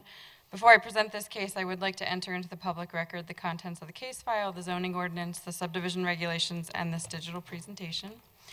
The property is within the City of Wheat Ridge. All appropriate notification and posting requirements have been met, and City Council does have jurisdiction to hear this case. Just a brief presentation from me tonight, and I want to start a little bit with a property history. This is a property that Council has seen several times with related applications. Property is shown in that small vicinity map. It's just west of Wadsworth, just south of 44th, outlined in that bright blue color. In 2017, a different entity owned this property, and they came through and rezoned a majority of the portion to mixed-use neighborhood. That's that royal blue color that's in the L shape. Subsequent to that rezoning, they purchased the southwest portion of the property and rezoned it to planned residential development in an effort to incorporate it into the overall townhome project. At the same time that the PRD was approved, we also approved site plans and a subdivision plat. That entity who owned it at the time specializes in early entitlements and particularly in environmental cleanup. What you can see from that aerial is that the site used to have greenhouses, and they needed to remediate the soil on that property. A partner on the project has been Thrive Home Builders, and they then purchased the property, and they're the applicant tonight. As the project proceeded into final design, it became apparent that some of the townhome lots needed to be modified slightly. So we don't typically look at site plans during a subdivision application, but this visual will help to illustrate the purpose of tonight's request. This is the approved site plan for the overall development, 89 townhomes and 1 existing single-family home. Access comes from Yarrow and from 42nd and serves a loop road and alley-loaded townhomes. Again, the focus of tonight is really only minor adjustments on the southern portion of the property. So that's what's zoomed in here. On the top of your screen is the original site plan with some of those units shaded in blue. And the important thing here is that you can see the units are distributed among buildings with 3 units, 5 units, and 6 units.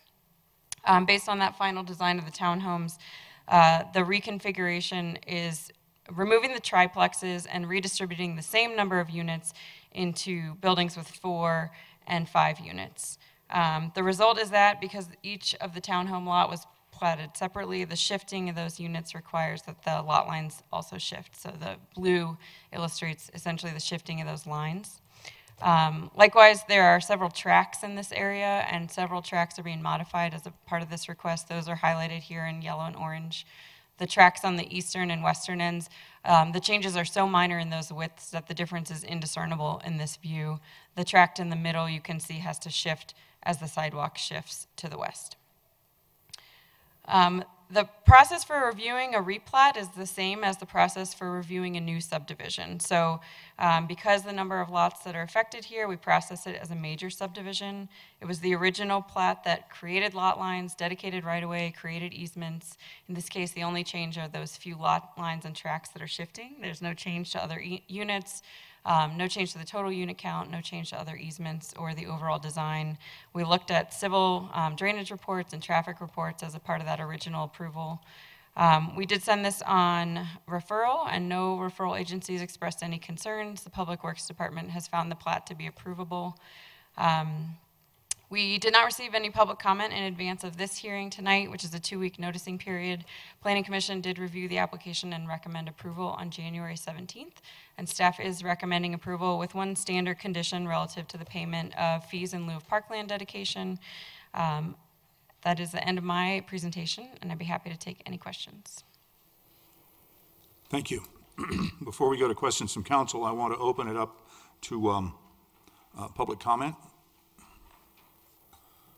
And I have one speaker signed up, Roger Lesher.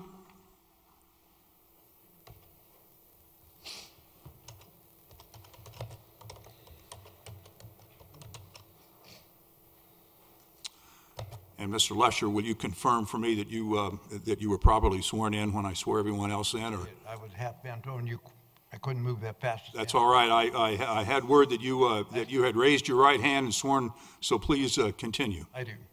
Roger Lasher, L-O-E-C-H-E-R. I live at 4599 Carr Street. Mr. Mayor, members of the council, staff, and others in attendance. I pretty much agree with the project that's going to be built. But what I have a problem with is the traffic problem that's going to be created. Most traffic will be going down Yarrow Street, and that's going to dead end at 44th. And they've already proposed a traffic light, turned it down, voted, said no, it doesn't work. They also said they would suggest putting in a right turn lane only and with marking stripes. They also said if that doesn't work, they also said they were going to acquire or take the property for an additional lane on 44th. Now, of course, this is going to take off half the parking spaces for all the commercial people on that street to where it's going to dead end when they're going to widen Wadsworth. I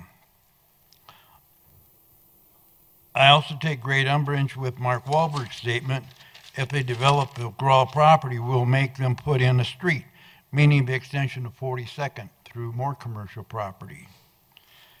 More logical approach would have been if they would have exited to the west onto Ammon Street, where there's already a stoplight in place at 44th.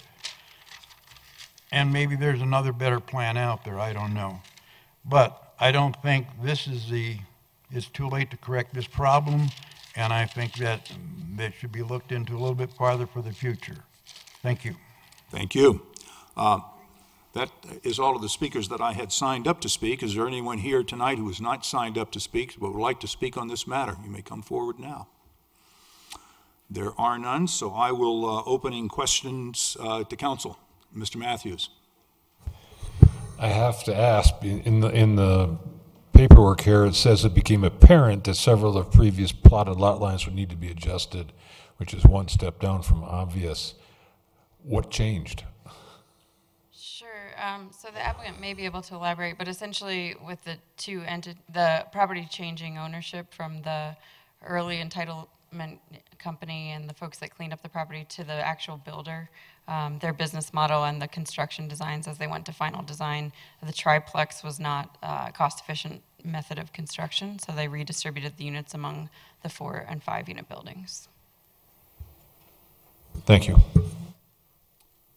Mr. Urban. Thank you, Mr. Mayor. And to the point mentioned by the speaker, there was an indication of a potentiality regarding 42nd Avenue, either going east or west from here. And given this current subdivision plan, none of that is contemplated and is not being considered. Is that correct? Correct. The issue of traffic came up at the Planning Commission hearing also, and it's my understanding that no signal was warranted at Yarrow and 44th, and after the traffic study was reviewed with the original subdivision application, no changes will be made to the local street network, but Public Works did make the commitment at the Planning Commission meeting to continue to monitor it, especially as these units come online, and other changes in the area related to the Wadsworth widening. And so, just to be clear, the parcel of land between this development and Ammon Street, which would effectively be 42nd Avenue, I would be fervently against any extension of 42nd Avenue through Happiness Gardens, specifically because it is a connection between Wilmore Davis Elementary and Happiness Gardens. So I would just want to make sure that that's not contemplated and would encourage us to not. That has not been contemplated. And then as far as the traffic light at Yarrow and 44th, my understanding is under the previous approval of this subdivision, council provided a caveat that the developer pay for a traffic signal at that location. And what you indicated was based on a traffic study that is not met warrants. Is that correct? Correct. That's my understanding. And then as far as the warrants, is that based on the current traffic, or is that based on a projected level of traffic from the new development? I believe it's based on the projected trip generation rates. Okay, thank you. Ms. Davis. So I've made mention of this development, and I'm happy to have Thrive be the developer because they are a good partner in our community, but I do struggle with the traffic. I think I've said it multiple times. I think my worry is not only we sit and think it's all going to come from 44th, but it's going to come from 41st, and it's going to come down that neighborhood street. And if anyone's been on that street, there's that little loop-de-loop that goes down. It's not a easy street to maneuver. It's, I mean, you've been there. So to have it kind of curve down, I mean, that's still a concern of mine. And although I appreciate not punching through to Happiness Gardens, I do, you know, I sort of wonder that if we do put, you know, right away through there, I think that would, and I'm not sure with the developer and those types of things, but I'm not okay with us. I think this is going to be an issue, and it might not be an issue for a traffic count in one direction, but I think it's really going to put a burden on the neighborhood to the south of it. And with that street that kind of drops down, it's just not easy. And as far as the light goes, there's already a light that's just west of 44th, or just west of Yarrow there, that the kids walk. I think it's a crosswalk. And I know we've talked about that as well. I know we've also talked about with Wadsworth and that changing, and how there's going to be that continuous flow lane, or, you know, those types of things. But I think that this is going to be a problem. And I think it's for a couple reasons. One, it's, you know, a very dense area in a not so dense neighborhood. And it also is a neighborhood where I live, and I know all the neighbors there. And I think that I just want to be mindful. We might sit and say, oh, the traffic count allows it and those types of things, but what impact is it going to have to, it's Zephyr Court, that's the one that goes down. I think those are my concerns. So I know the developer will do what's right because they're really a good group, but I think from a city standpoint, we need to look at some aspects of this area because it's not easy to get to. I'd love anybody to come and join me on 44th and Zephyr or Yarrow at 4:30, 5 o'clock at night. So again, I think, we'll keep an eye on it, is in my opinion, not good enough. The subdivision, it's already been improved. This is a minor change in the plat, but I think from a traffic perspective, I have some concerns. Thank you. Ms. Hoppy. Thank you, Mr. Mayor. I just want to clarify, and I think that Ms. Davis kind of said it in her closing, but not trying to downplay the potential traffic issues that are happening there, but this is the same number of units. It's just a change in format, whether they have a 3-plex or a 4-plex, and whether they have a 6 or a 5. Is that correct? That's correct. And so if it's not approved, they'll just go back to their 3 and 6? Likely. Thank you. Mr. Urban? I don't know if Ms. Davis is aware of this or not, but this morning I think we almost ran into each other as I was dropping my kids off to school, and you were coming at that very point right there. Yeah, the curve, the little Right. loop-de-doop. Yeah. You were coming down the curve, and I was going the opposite way, which I used to drop my kids off at school, and Yeah. it is somewhat of a challenge to come up and around that, hoping that someone isn't hugging the curve. So I would agree that that is somewhat of a concern, and I'd be open to any options that would involve mitigating that concern, especially for that neighborhood street, as they already deal with the school traffic there. So, but I will be voting in favor of this. Ms. Dozman? Thank you. I just have a question. If you could clarify whether the retaining wall is going to be maintained in the new proposed, because I just don't see it in the drawing. Sure, the site plan drawings were not at that level of detail, but it's my understanding there's no other changes to the site design, just the unit reconfiguration. Okay, thank you. Before I close the public hearing and ask for a motion from council and discussion, are there any more questions of the applicant or staff? I'm going to close the public hearing, and a motion is in order. Thank you. I move to approve resolution number 11-2019, a resolution approving an 89-lot subdivision plat for property zoned mixed-use neighborhood and planned residential development at the northwest corner of 42nd Avenue and Yarrow Street. Case number WS 18-07, Yarrow Gardens Townhomes, for the following reasons. City Council has conducted proper public hearing meetings, all public notice requirements as required by Section 26-109 and 26-407 of the Code of Laws. The requested subdivision has been reviewed by Planning Commission, which has forwarded its recommendations for approval. All requirements of the zoning code and subdivision regulations have been met, and utility districts can serve the property with improvements installed at the developer's expense. With the following condition, the developer shall pay park fees at the time of plat recording in the amount of $222,258. Is there a second? Second. We have a motion and a second. I'll take discussion on the motion. Seeing none, will the clerk please poll the council?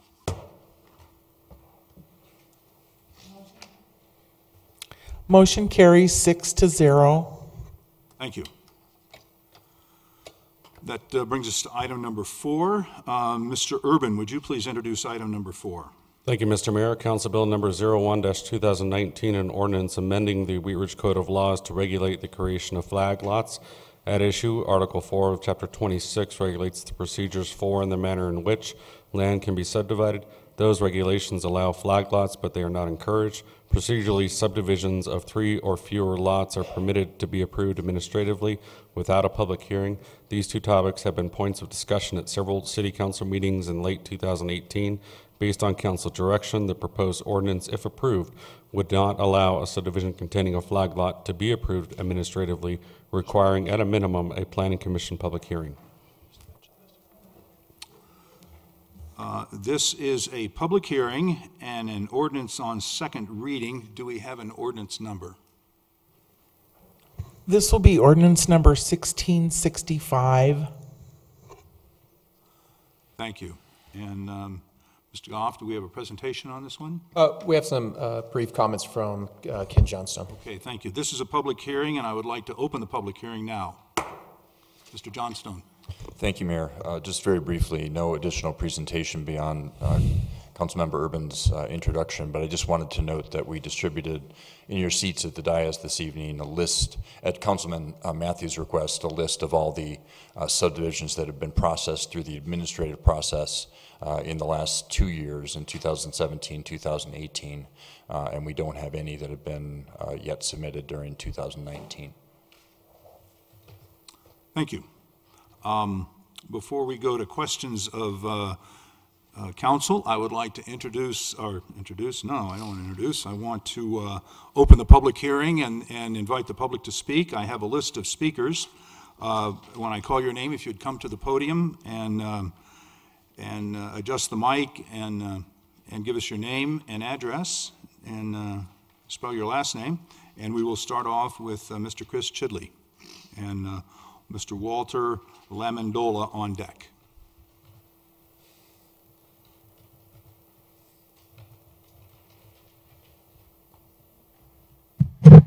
My name is Chris Chidley. I live at 4020 Everett Street. The next person, Walter Lamandola, had to leave, so I will read some of what he left me, and also another resident who had to leave as well. I see no lights, so... Will the clerk give you the lights? So from Walter Lamandola, factors that define a number of the neighborhoods in Wheat Ridge include the neighborhood where I have resided for 29 years. Bellara cited in studies as important in neighborhoods that preserve and enhance their housing stock and prices while encouraging improvement and development. These factors include restricted traffic access, large lots, ample setbacks, view, walkable streetscape, and protection from smoke, noise, and pollution. Studies have pointed out that gentrification has been the most successful when it maximizes the potentials of a historic residential area while protecting their convivial human qualities, all of which play a role in the process of revitalizing neighborhoods. Such conviviality demands participation in the future decisions that affect a neighborhood, a manner that the administrative review does not. Our present process gives no security as to the future character of a neighborhood. We need a process where neighbors can participate in decisions that influence neighborhood growth and change. I am asking tonight that the council consider eliminating administrative subdivision provision and they restore such that subdivision categories require public notice, neighborhood input, and considered in planning and council are key elements to the process. Another neighbor who left stated, flag lots are a way around R1 zoning, which are one-family dwellings, to essentially create duplexes which are not zoned in an R1. Public input and neighbors should be allowed to debate if a flag lot should or not be allowed in a neighborhood. The last comment is quite direct. 4477 Everett Street, approved flag lot. Community Development Director rushed the flag lot approval. Input in hindsight could have been allowed by the public. My statement, I shall read what an R1 zoning is. The intent and purpose, this comes directly from the zoning, This district is established to provide a high quality, safe, quiet, and stable, and I underline low density residential neighborhood, and to prohibit activities of any nature which are compatible with the residential character. In 2014, subdivisions that were not minor, i.e. required public input, were changed from 2 to 3 lots. We request that any subdivision require public input in addition to flag lots. Thank you very much. Thank you, Mr. Chidley. You had a comment that you read from Mr. Lamandola, and was there another citizen that you read a letter from? That was Mike Cunningham. He's at 44 Field Drive. Mike Cunningham. Thank you very much. Thank you.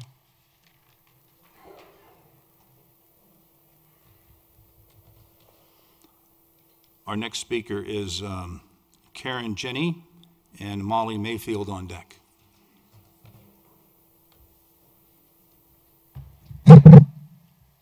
Thanks. My name's Karen Jenny, Jenni.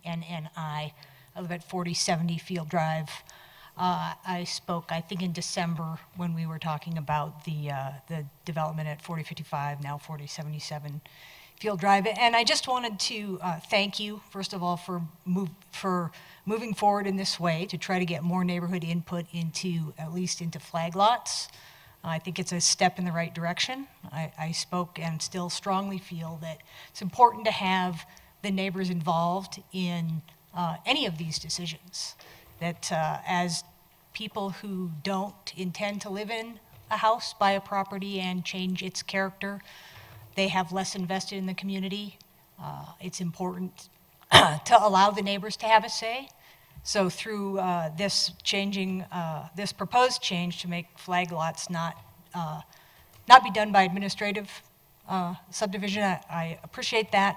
I'd like to see you go further. I'd like to see no administrative subdivisions, but go ahead and allow public comment on all subdivisions. So instead of, well, in addition to this or in lieu of this, getting rid of the administrative subdivisions, go with the minor subdivisions for all such actions. Thanks. Thank you. Our next speaker is Molly Mayfield and George Mayfield on deck. I'll pass on my chance to speak. Thank you. Thank you very much. George Mayfield's our next speaker, and Catherine Grant would be following Mr. Mayfield.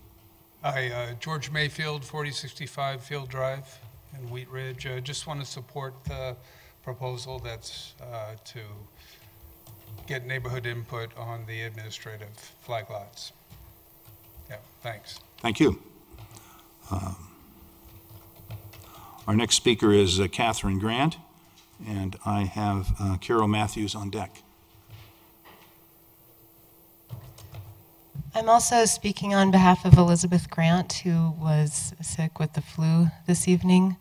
So we're both here to just support the public input for subdivisions and for flag lots, and or just not having flag lots in certain areas that have been, planned in a beautiful way that's an aesthetic neighborhood.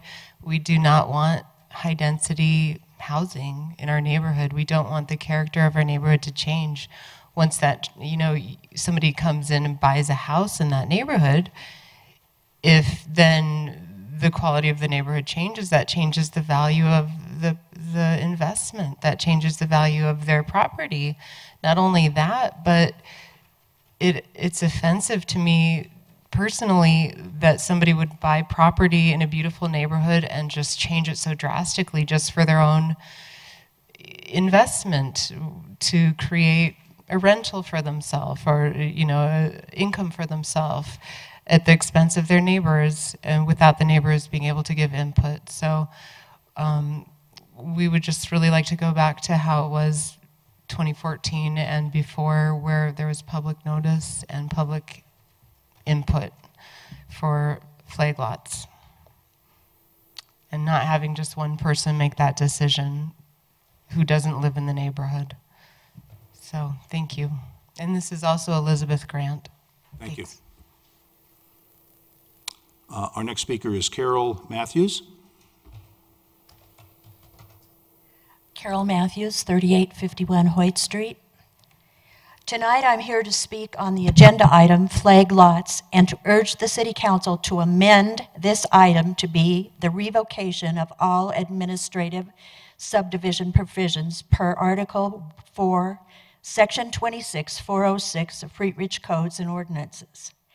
The national news cites consumer confidence as the criteria for financial well-being and the growth of our national economy. Consumer confidence is the key to the revitalization of Wheat Ridge economy and the housing market. The Bel Air community reaction to the recent approval by the administrative subdivision process by a city administrator brought the light to the ramifications of the faulty procedure. The administration subdivision procedure truly discriminates against the citizens of established neighborhoods in Wheat Ridge by diminishing their rights for information and denying them the right to participate in the process of approval to divide a single lot or to approve flag lots in their subdivision. This property division can adversely affect the character, the amenities, and the property values in their neighborhood. When a single administrator can, behind closed doors, make the decision to alter the character of the entire neighborhood, it negates any incentive for the established residents to make investments in the property improvements. It villainizes the city administrator and creates the perception of corruption. The administration subdivision process truly discourages prospective buyers from investing in properties in any established neighborhoods in Wheat Ridge because it gives them no security as to the future character of the neighborhood and for their significant financial investment. Wheat Ridge needs a safe and transparent process to initiate neighborhood lot divisions that are uniform for all property owners. We need to encourage, not discourage, property improvements and investments in Wheat Ridge. Section 26401C of our Code of Ordinances states that the intent of these regulations is to prepare land for development and to recognize that arrangement of parcels, streets, and infrastructure has a definite impact on the character and environment of the city.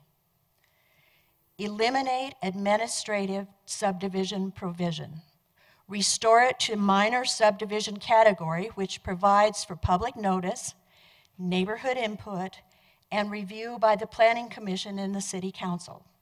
Preserve the character of our neighborhoods and eliminate the hostile environment that the administrative subdivision ordinance has created between the city administration and the property owners of Wheat Ridge. Thank you. Thank you. That concludes all of the people that I have signed up to speak on this matter. Is there anyone here who is not signed up who would like to speak? Please come to the podium and we'll go in the order that you arrive. Please give us your name and address and you may continue. Good evening, Council. My name is Rachel Hulteen, 4690 Balsam Street.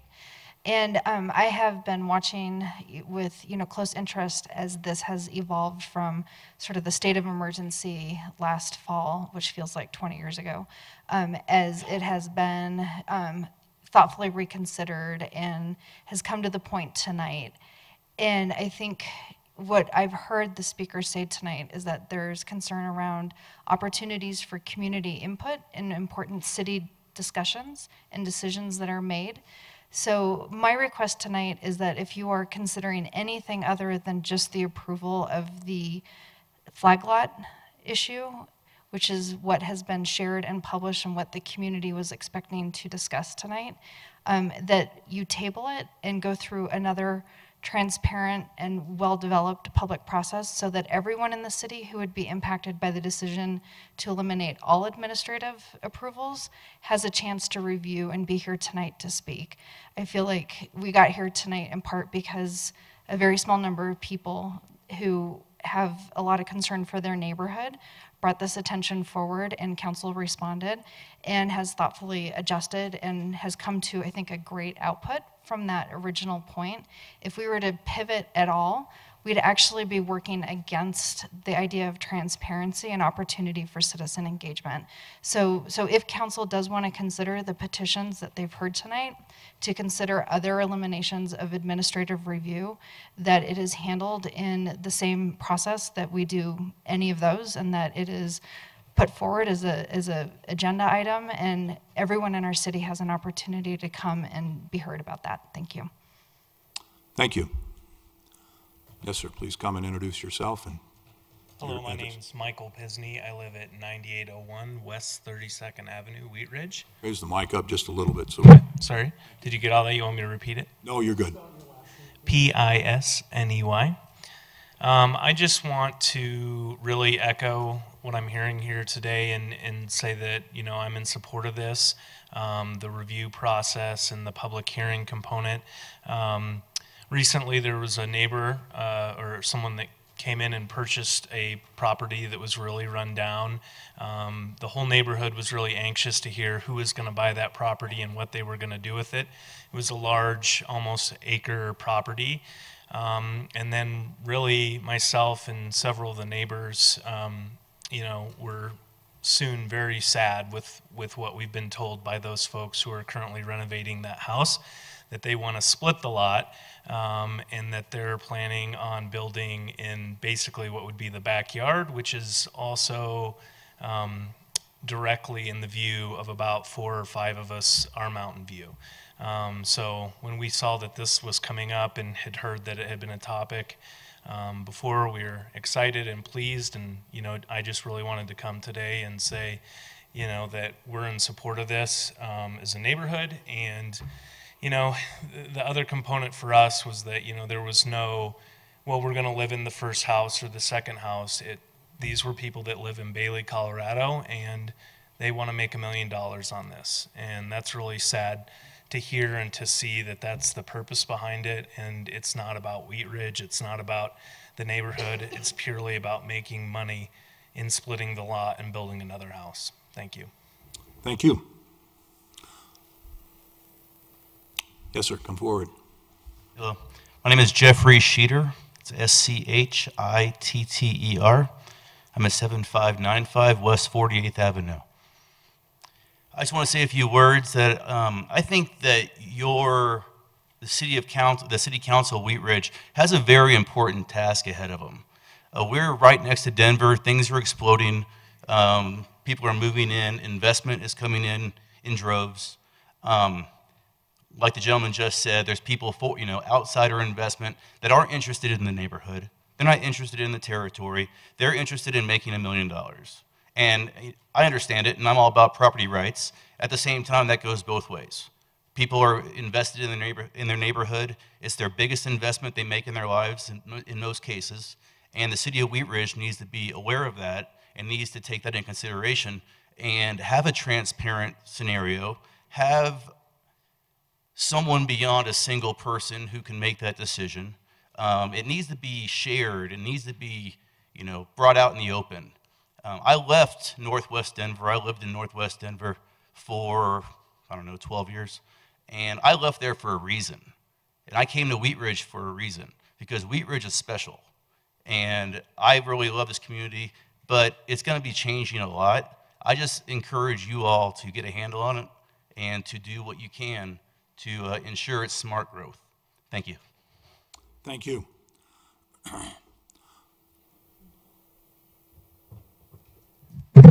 Ihor Figlus, Figlus, 9775 West 36th Avenue.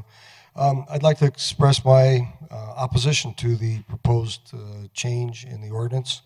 A strong opposition, because I feel this doesn't provide for any option to deny subdivisions of this type. You know, basically can create a free-for-all in our city. I think that the wording, when they are the most appropriate development option, should be retained in whatever new ordinance is drafted. And should be added that it, as determined by the Planning Commission and or the City Council. Thank you. Thank you. Is there anyone else who has not spoken on this item tonight who would like to come forward and speak on it? Okay, we will close our public comment on this and open this up to questions from council of staff. Mr. Urban. Thank you, Mr. Mayor.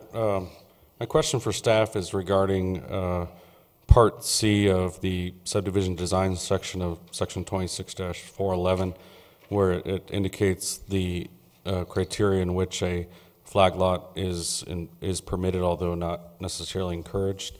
So if a flag lot were to meet the criteria listed A through C, would that then allow that flag lot subdivision to occur administratively, or are no flag lots permitted in the administrative process whatsoever?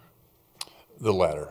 No flag lots can be administratively approved if this ordinance is adopted as drafted. Thank you. Further questions? Mr. Matthews. Thank you, Mr. Mayor. I'm kind of in between a rock and a hard spot here. I have been debating and arguing rigorously to completely remove and delete the administrative subdivision category and take all those 1 through 3 lots and put them back into the minor subdivision category where there's public comment and it goes through planning and it comes through city council.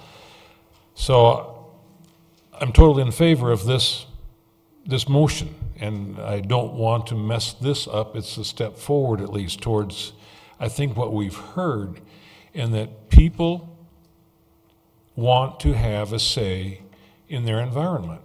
And I think Mr. Johnstone gets put in a very difficult position sometimes, but I, on the other hand, have to believe that staff asked for this change to be made back in 2012, whenever it was, 2014, that I don't think council just volunteered to say, okay, yeah, well, we can have these administrative subdivisions, and when they changed the code. I'm not sure why. And if Mr. Johnstone would like to address that, I'd like to hear the reason for it, other than just streamlining the process, which means taking it out of the public view. I would like to thank Mr. Johnstone and Mr. Goff for getting me a list of the subdivisions that have been done administratively in the last 2 years, and there are 11 of them. So, although we've been led to believe that it's a rare instance, administrative subdivisions are taking place every other month.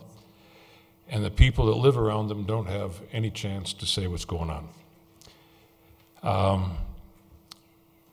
Flag lots are particularly odious because it double stacks. And I would like to yield the floor for just a minute in case somebody else has some comments while I'd like to come back. I'm just trying to figure out if I want to make a new motion during this discussion. But I'd be happy to hear other people's comments right now while I... Please don't make a motion until I end the public hearing. Well, that's what I'm saying. So, but I mean, I'll be quiet for right now and let some other people speak. Appreciate it. Ms. Dozeman.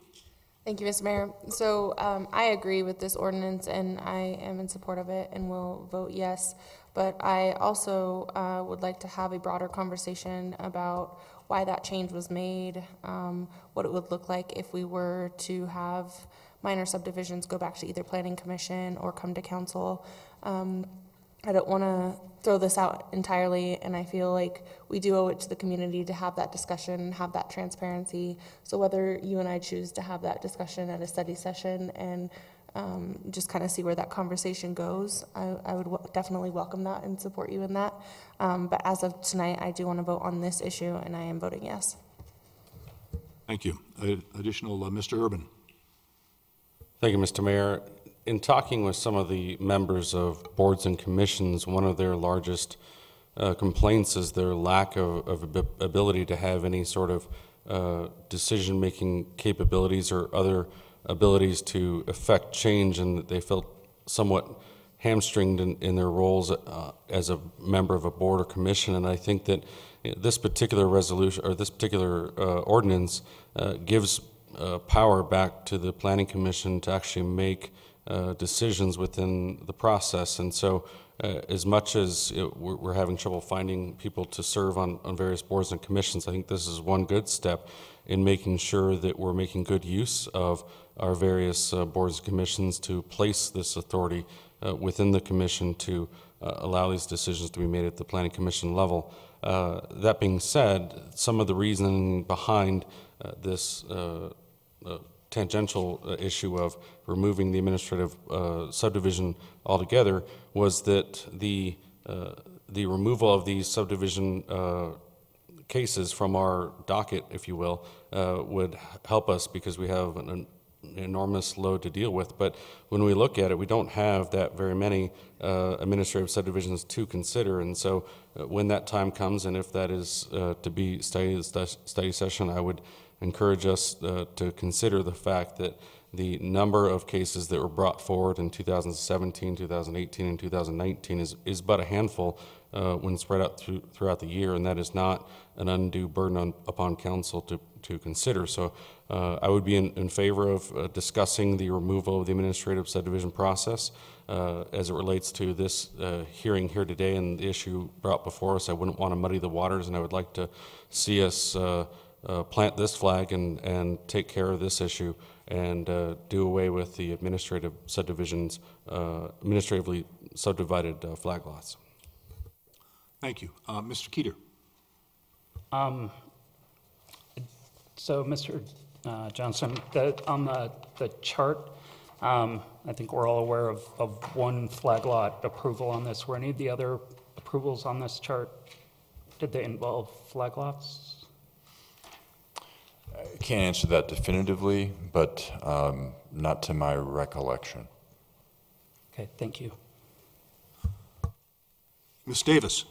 So I support this as well because I think it's a step in the right direction, and I think the issue at hand was about the flag lots. I have mixed feelings about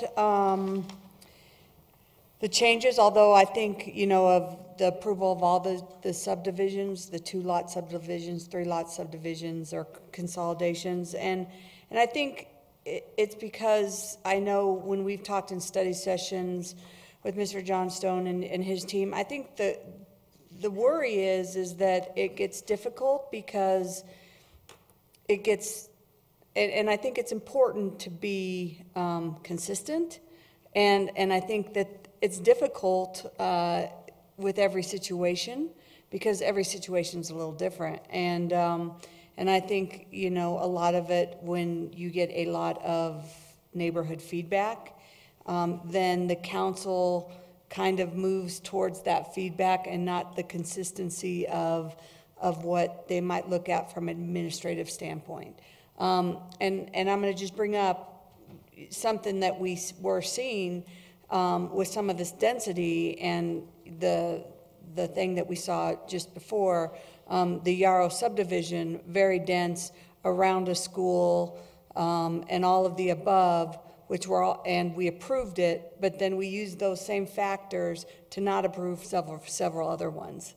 And I think a lot of it was because we had community in here voicing concerns and those types of things, although we had all the same factors. So I think it's tough because I think it's important to listen to the community. I think it's important to do those types of things, but I think as a lot of our community has said, oftentimes they're not able to attend, and so it doesn't mean that they don't care or have a voice, but I think what it does is it's kind of a catch-22 because it makes us start making inconsistent decisions and based off of many factors, and so I think I'm definitely open to it. I think it's important to preserve neighborhoods and communities, but I think that I'm just wondering how we can find a happy medium that that we're consistent as a council. Mr. Urban. Thank you, Mr. Mayor. To the point of consistency and factors relating to particular subdivisions and how those compare to one another. I would not want to compare individual applications to each other, and I think that is being consistent in that each case has to be brought on its own merits. Secondarily, as it relates to factors being considered within the consideration of one case over another, a adjacent property owner protest of a particular subdivision, in my mind, has a nature of being drastically more important than when no resident comes up to speak or has anything, doesn't have boo to say about a particular subdivision. And so in my mind, consistency is listening to the residents that are concerned and that have adjacent property interests and that want to make sure that whatever subdivision occurs is done in the best and transparent way. So in my mind, consistency is taking each case on its own merits and not allowing consistency to be considered as making the same decisions and the same votes on drastically different contexts and cases, because that, in my mind, is inconsistent, because we do not have the same neighbors to the same property being considered on each case. They are each unique and different, and that's where the consistency comes from, is understanding that each case has a different set of circumstances, and each property owner bringing that case for us deserves the consistency to consider the differences between their case and some other case that may or may not have been considered or approved. Thank you. Ms. Hoppy. Thank you, Mr. Mayor. Mr. Johnstone, can you please go over the process of Planning Commission public hearing, where it starts? Like, if, let's say, if this passes, then somebody comes in and they're requesting a flag lot, which, let me remind people, when you rezone one property into two properties, there's still two R1 properties, so there's still both R1. But can you go through the process of that for us, please? Yeah, the Planning Commission public hearing notice would be provided to adjacent property owners. There is not a neighborhood meeting in the subdivision process, so the public outreach would really just be 15 days prior to the public hearing. The property would be posted. A notice would be published in the Wheat Ridge transcript, and adjacent property owners would be notified of the Planning Commission hearing. Can you tell me how far adjacent property owner, like, what's the distance? Is it just the ones that touch it? It's or just is adjacent. It two Yep. properties out? Okay. Yep. And when it goes into a public hearing in front of the Planning Commission, as I understand it, the Planning Commission's job is to, in one part, make sure that all of the criteria have been met, and then in the other part to then make their recommendations based on whether the criteria have been met or not. Is that correct? Yes. So generally speaking, I think in previous conversations with City Council, we've had the conversation of, we consider subdivision in general to be a ministerial action. In other words, if they can check the box for minimum street width, minimum lot area, it's in some senses a perfunctory approval that you can't just kind of make up criteria for denial. Do you feel like there is a potential of, if this becomes approved and flag lots have to go to Planning Commission for a public hearing, do you feel like there's a potential of an element of setup for the community, as though they feel like if they come to this hearing and they say, we don't like this, yet it meets all the criteria, and then the Planning Commission approves it, do you feel like there's a sort of a setup there for the community, for a misunderstanding perhaps? Yeah, I've expressed that concern on some level in some of our previous discussions over the last several months. I think one of the reasons that you could make an argument for less of a public process with subdivisions and make an argument for administrative approvals, or even, minor subdivisions only go to the Planning Commission, not to City Council, is, you want to invite the public out, certainly, to be involved in almost all land use applications, but if you're going to invite them to a public hearing, you'd want them to have meaningful input. And I think setting the flag lot kind of issue aside, again, if it meets all the development standards for the given zoning district, which are really data oriented, then there isn't necessarily a great opportunity for meaningful input. Thank you. I'll save my comments for discussion after the motion. Mr. Keeter? A follow-up on those questions. You talk about kind of checking the boxes. The current language, if I'm understanding all this right, states that flag lots are not encouraged but can be approved if they meet these criteria. From, I guess, from your office standpoint, is that a hard standard to quantify? Do you find that hard to kind of administer? How do you check a box for something being not encouraged? All right. Well, it's a good question, and I think it works. You know, we have proposed in this ordinance to take out some additional discretionary language. I'll just read it. It says, previously it said flag lots are not encouraged but are permitted when they are the most appropriate development option as determined by the community development director.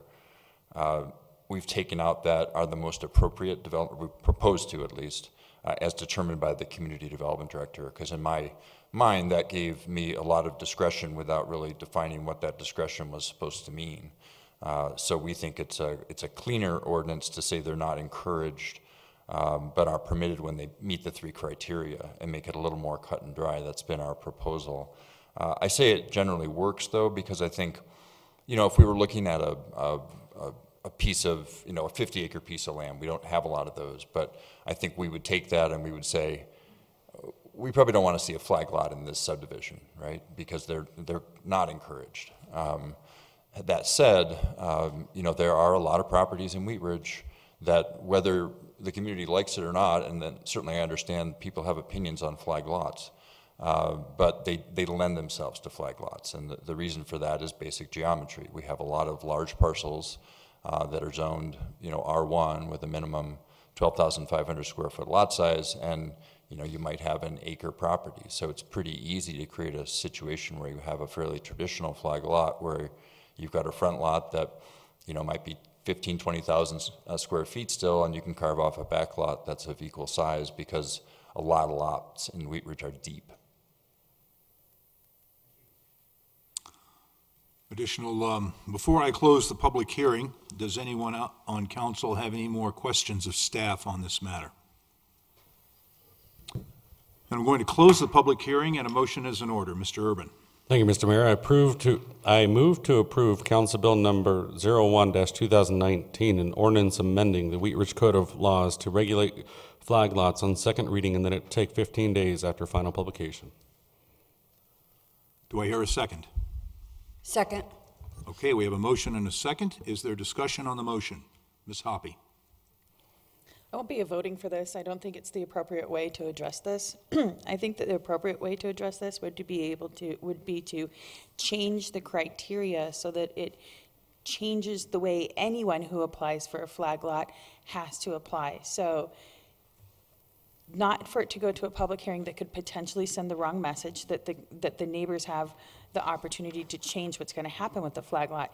It has to meet a minimum of criteria. We should change those criteria to what we want to see. So if you don't think that the pull portion of the abutting to the public street being 25 feet is wide enough, if you'd like to see that wider, then we should look at changing that.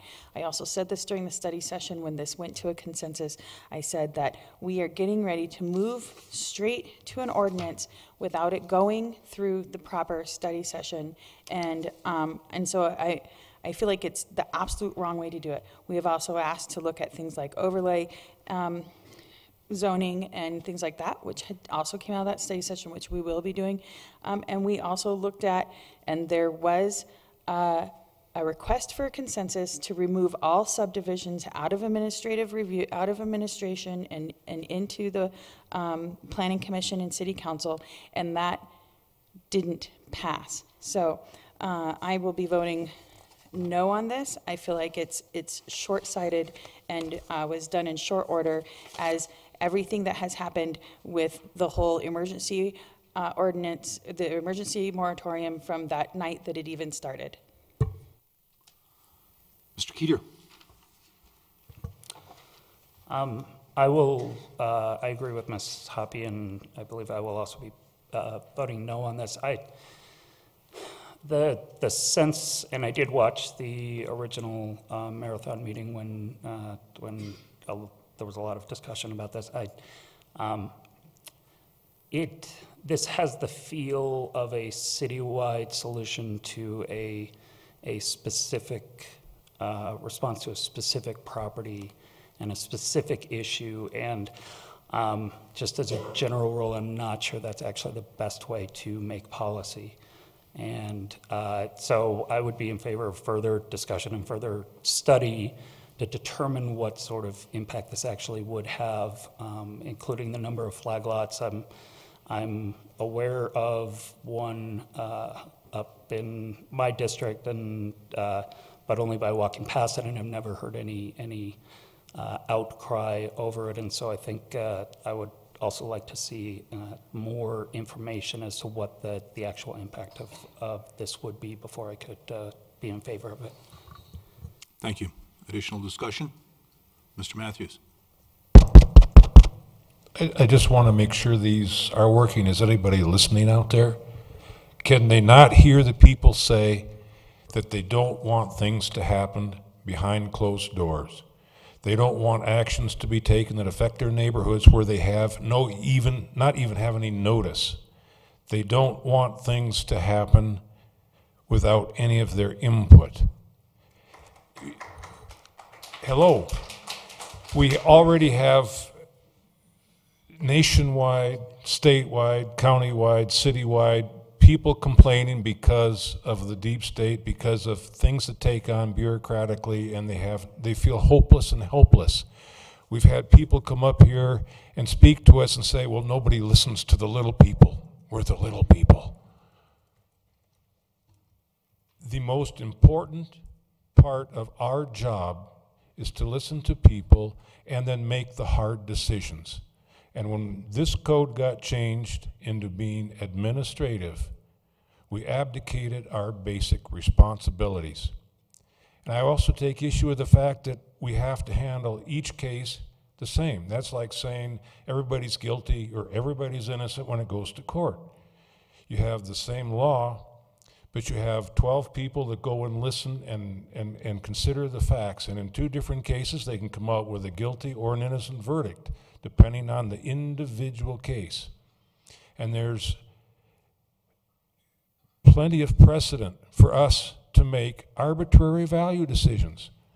We do zoning changes all the time. We just voted on a piece of property that met what the city called all the criteria by the numbers. But we all decided that that was not in the best interest of the neighborhood. And that's why we are here, is to take and look at each case individually and see, does it make sense in this case? If staff comes to us and says, well, there's 3 parking lots on site for 16 units, and we say that doesn't make sense, even if it meets the numbers. We didn't give them the zoning change.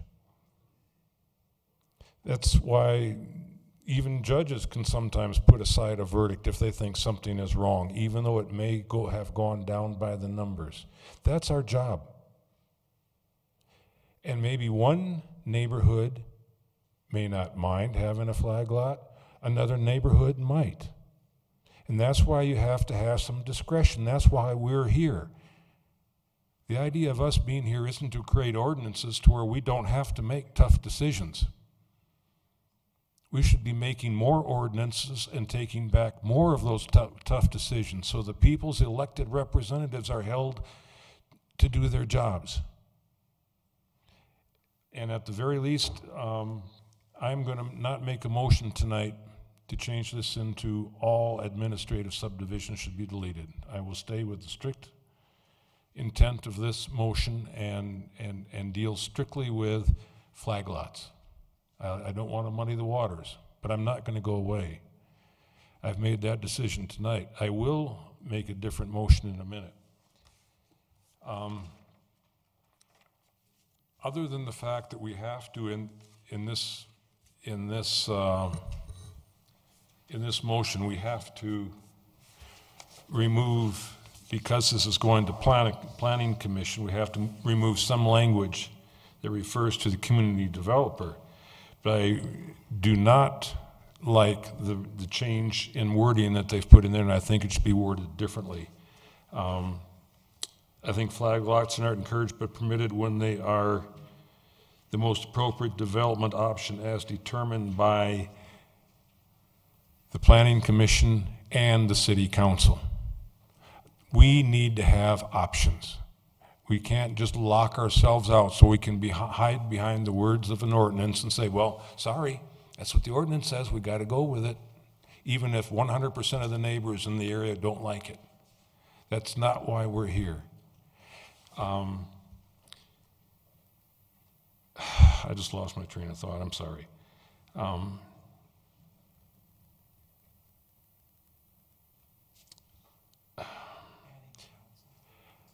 I think that I'm going to move that the wording that's in this.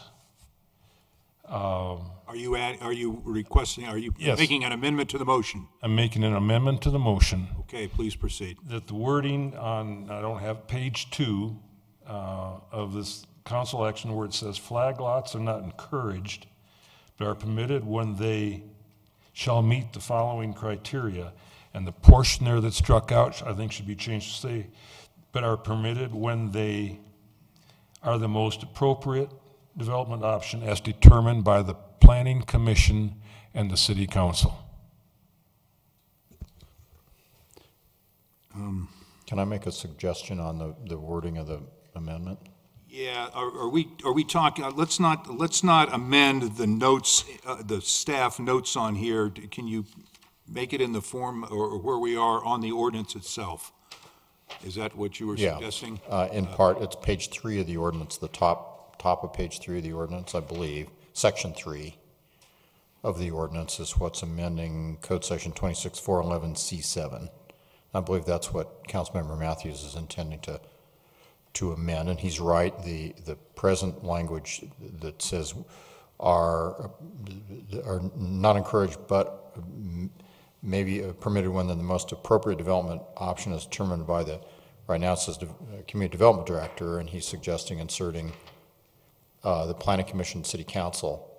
And that's fine, except that minor subdivisions, which now these would be, are only reviewed by Planning Commission. Okay. So I would suggest that you not include City Council, because that means you would have to change all minor subs to now go to City Council, a separate debate, but that's not the present structure.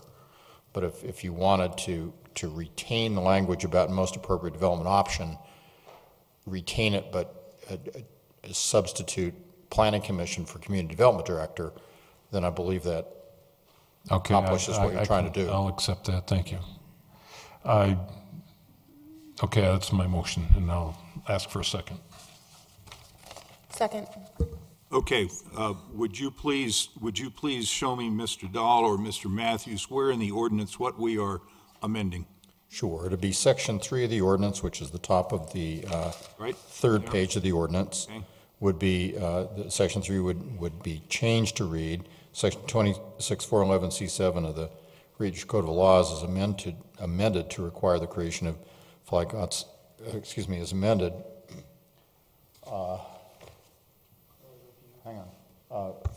to state flag lots are encouraged but are not encouraged but are permitted when they are the most appropriate development option as determined by the Planning Commission. Then it would go on, use of a flag lot design shall meet the following criteria, and of course those are already there. So we would strike the words require review of the creation of flag lots by the Planning Commission at a public hearing. Is that language struck from the amendment? No, it would still be there, but where it says C7, the bold language, flag lots are not encouraged but are permitted, when that bold language there, what Councilmember Matthews is suggesting is after the bold language, before they meet all of the following criteria, you insert the words. Right below where it says subdivision design, section 26-411. Exactly, yeah. So you would add words to what's right now. You see in bold and underlined flag lots are not encouraged but are permitted in C7. Right after permitted when they, insert the words are the most appropriate development option as determined by the Planning Commission, and meet all. And that would be how he would be suggesting that sentence be changed. Effectively, it's retaining the current section about appropriate development option, but making that decision about appropriateness the Planning Commission, not the Community Development Director. And is the word "are" changed to the word "may"? In "are permitted" or "may be permitted"? No, I think "are" remains when they are the most appropriate development option as determined by the Planning Commission, and then you would say use of a flag lot design shall meet the following criteria, which is language already there. Mr. Mayor, clarification, please. Ms. Hoppe. Mr. Matthews, I believe that one of the things that you didn't like was the words permitted when they're the most appropriate development, and now you're reinserting those into the language of the ordinance? Now I'm getting lost again. I had this marked up at one time, and now we've changed it, so give me a second if you would. We are on, let's make sure we're on the same page that says signed by Bud Starker, Mayor, at the bottom. Yes, it's that page. You're right. Top of there, or the top of that page. Section 3. Yep. Okay, flag lots are not encouraged but are permitted when they is in bold. Yes.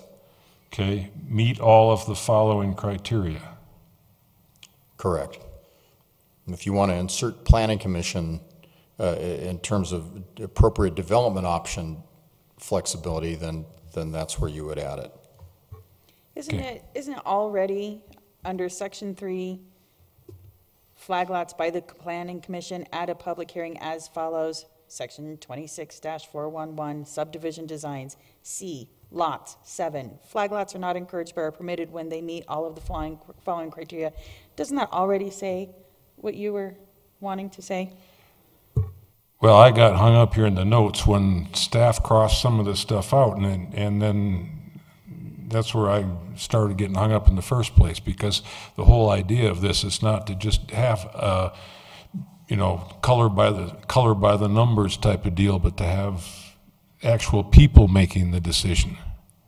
Clarification for Mr. Dahl on the previous page on section B under 26405. Flag lot is now a minor plat, and so isn't the language already there require the review and approval of the Planning Commission, so that Mr. Matthews' goal is already accomplished by what's already in the original proposal? That's correct. Moving flag lots from an admin subdivision to a minor subdivision automatically means that the decision maker is the Planning Commission. What's left is, and maybe we don't even now need the discussion, but the sort of additional flexibility language in addition to this list of 3 criteria. Do you want the Planning Commission to be thinking about whether it's the most appropriate development option, a kind of a subjective test? Before it ever gets here. Well, before, as a part of their decision on it. It won't ever get to council because it's a minor sub. But as the ordinance is written, flag lots won't be administratively reviewed or approved, and instead they'll be decided upon by the Planning Commission, so you're correct. So I don't know if the motion or the amendment's still necessary. It's up to you. Yeah. That'll be fine. What would you like to do with the amendment? I meet all of the following criteria as recommend. I think it's already in there. Okay.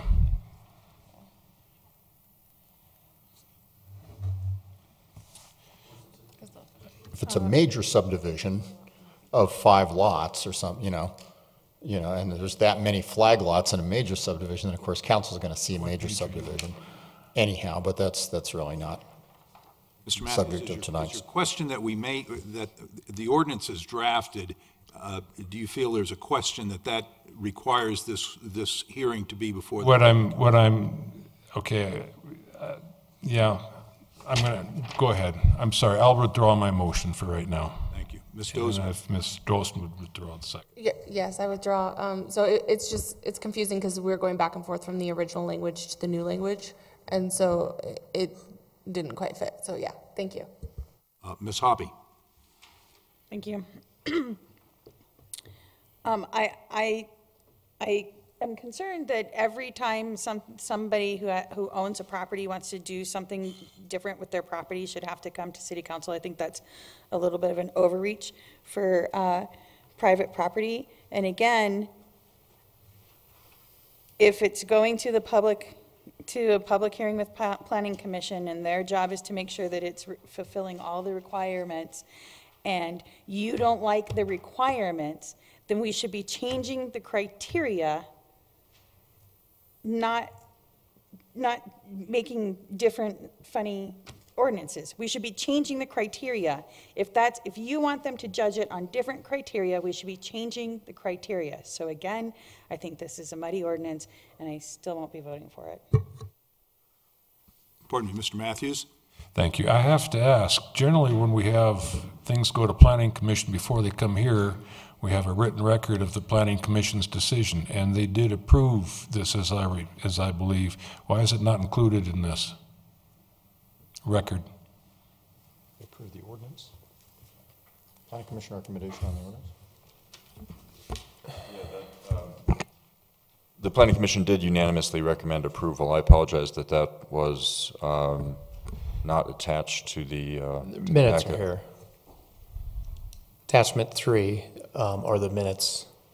No, I'm sorry, I'm on the wrong one. They weren't attached, Ken? But so for the record, the Planning Commission did unanimously approve of this ordinance. Correct. Or the intent of it. Yep. Is there further, so we have a motion and a second, and we are discussing the motion. There's no amendment. Is there further discussion on the motion? Mr. Mayor. Mr. Urban. Well, I can't speak for the Planning Commission. I can only go back to what I said earlier about our boards and commissions seeking more purview and authority over issues which come before them, in which they have some discernment and ability to make decisions. And I think this is one way in which we're giving the Planning Commission an ability to provide oversight and discernment with respect to the planning of our city. And so that's one of the reasons why I'll be voting in favor of this. Additional discussion on the motion. Mr. Keeter. Just briefly, and I support Mr. Urban's intent there, but we need to remember that every step in the process costs the applicant time and money, and that the people of the city are not here to keep government busy. And so notice that over half of the administrative approvals were in Division 1 or District 1, and my phone number's only been available to the public for about a week, but I'm unaware of administrative subdivisions or even flag lots being a problem in the district, which is why I have an issue with a one-size-fits-all application. And to the extent that, especially in the broader sense, administrative approvals have been a way for property owners in my district to economically move forward with their plans for property. I'm not comfortable with taking that away just because there may be some issues in other places. Additional discussion on the motion. Looks like we're ready to vote. Would the clerk please poll the council?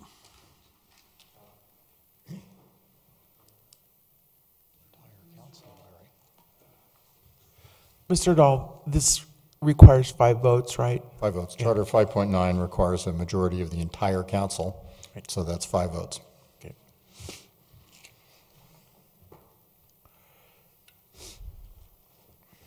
Motion fails 4-2 with council members Hoppy and Keeter voting no.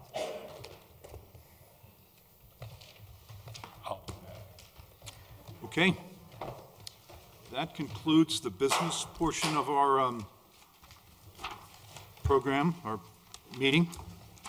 We will move now to city managers' matters. Mr. Goff. I don't have anything this evening, thank you. Thank you. City attorney's matters. Mr. Dahl. Nothing tonight, thank you. Okay. We will move to elected officials' matters, and I will start with our clerk. Nothing tonight, thank you. Thank you. Elected officials matters, Mr. Keeter. Nothing, thank you. Thank you. Mr. Matthews. Yes, I just need to find it. I got my papers all messed up here.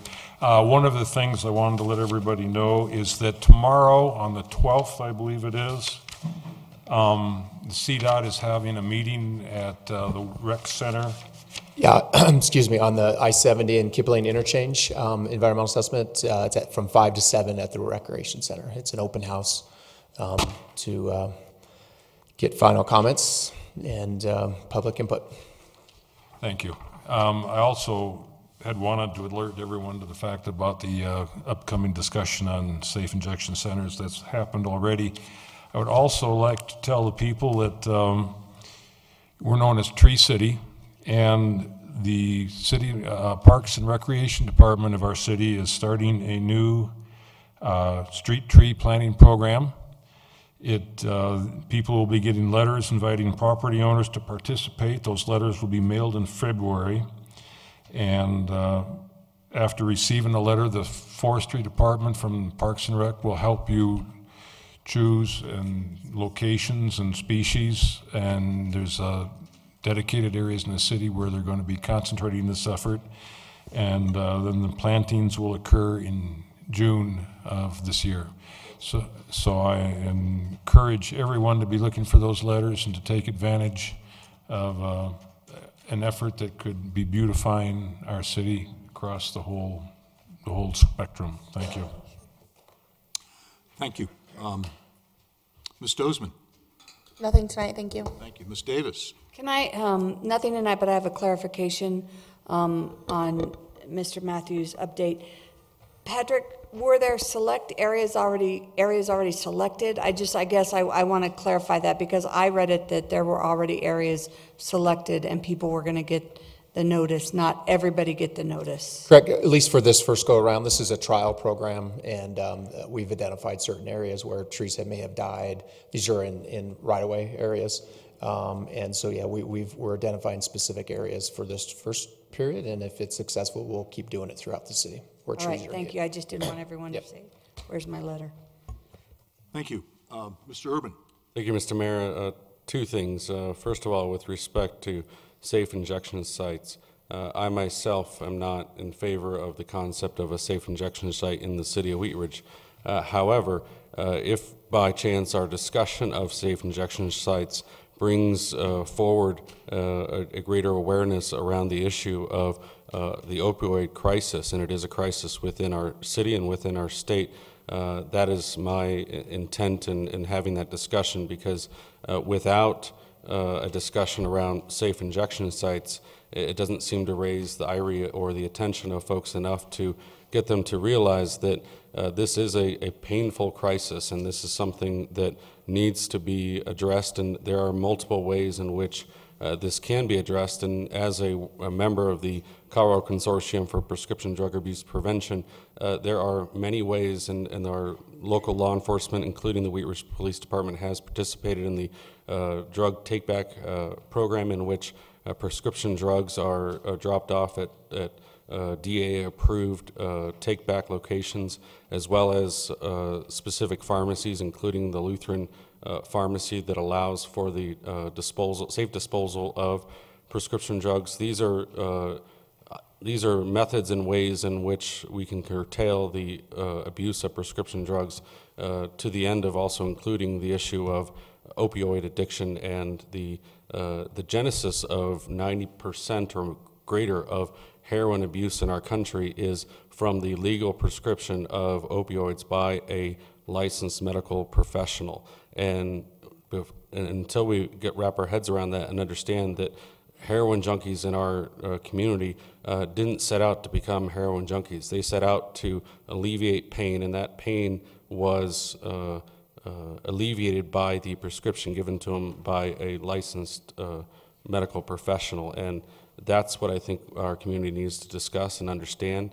And any effort that we can take to alleviate that stain and that pain in our community, I think is worth our time and our discussion. So while I'm not in favor of any sort of legalized or injection site of any kind, I think that it's worthy of our discussion to make sure that those who are in pain or having that struggle, that they understand that we're concerned about that issue, as well as the larger concern with our first responders and their exposure to fentanyl and other concerns sort of ancillary to that.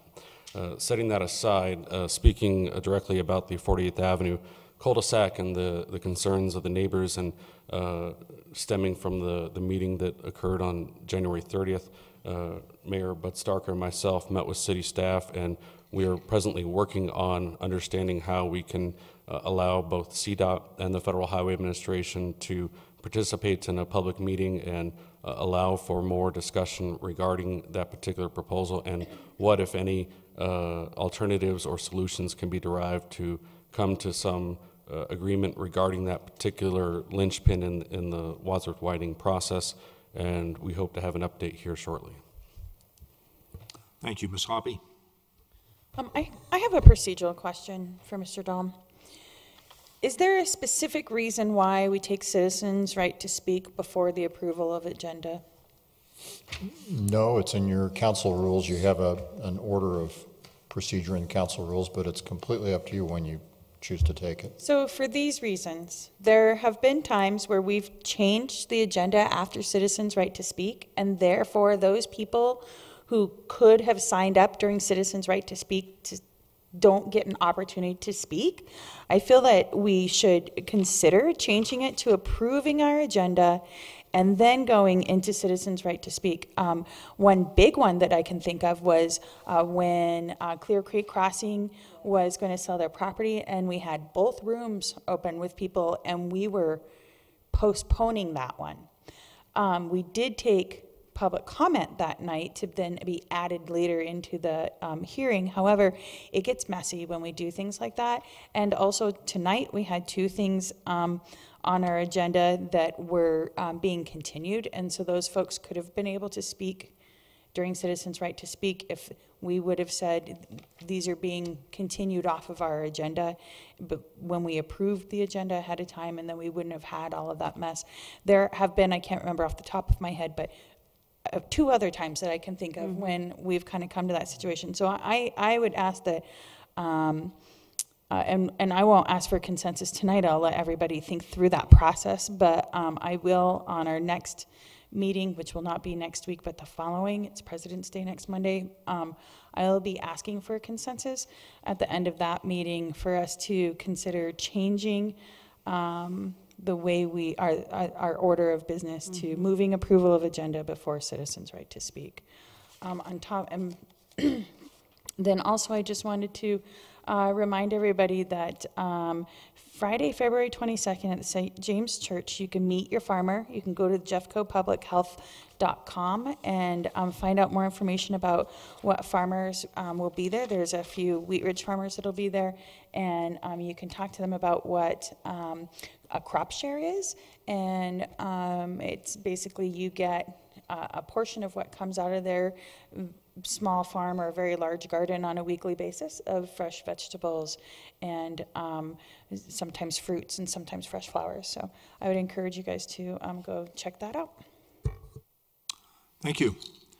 I have a couple of things here. It is with sadness that I announce that I and my fellow councilors have received a letter from Tim Fitzgerald, a councilor from District 3, who resigns his post effective February 10th due to ill health. And I would like to see if I could get a motion to accept Mr. Fitzgerald's resignation and sincere thanks. So moved. Do I have a second? Second. Any discussion on the motion? Please. I would say that Councilmember Fitzgerald's attendance and work ethic when it came to city council was unmatched, and while he and I did not agree on many items, I can agree that his, as you mentioned, yeoman's work on council is to be respected and admired, and his willingness to attend the meetings even despite his ill health is something for us all to strive for, because it is something that it just shows the dedication and the importance this work had to him. So I'm grateful for that. Thank you. Would the clerk please poll the council? Motion carries 6-0. Thank you, and thank you to Mr. Fitzgerald for his service in our community. I'd like to congratulate Mr. Miller on his selection as the new city treasurer for an interim period. I'd also like to thank Mr. Stites for applying for the position. I think he did a great job with his application, and his questioning through the council was admirable, and I look forward to him being a part of our continuing community involvement. I'd like to thank the love notes that were put forth for our first responders. I know that whenever I've needed a first responder and they've been there, love is what I'm thinking about. And I would like to thank the students from Mountain Phoenix who came in and are dedicated to acts of kindness. What? Compass Montessori. I'm sorry. You know, I get confused. It's great to think about. I hope we'll all go and think about that and see how we might be kinder and gentler in our daily lives to all of us, because Valentine's Day is coming up, and I hope that we have lots of Valentines in our city, because we've got a great city with lots of love. With that, there being no further business, we will adjourn. Thank you.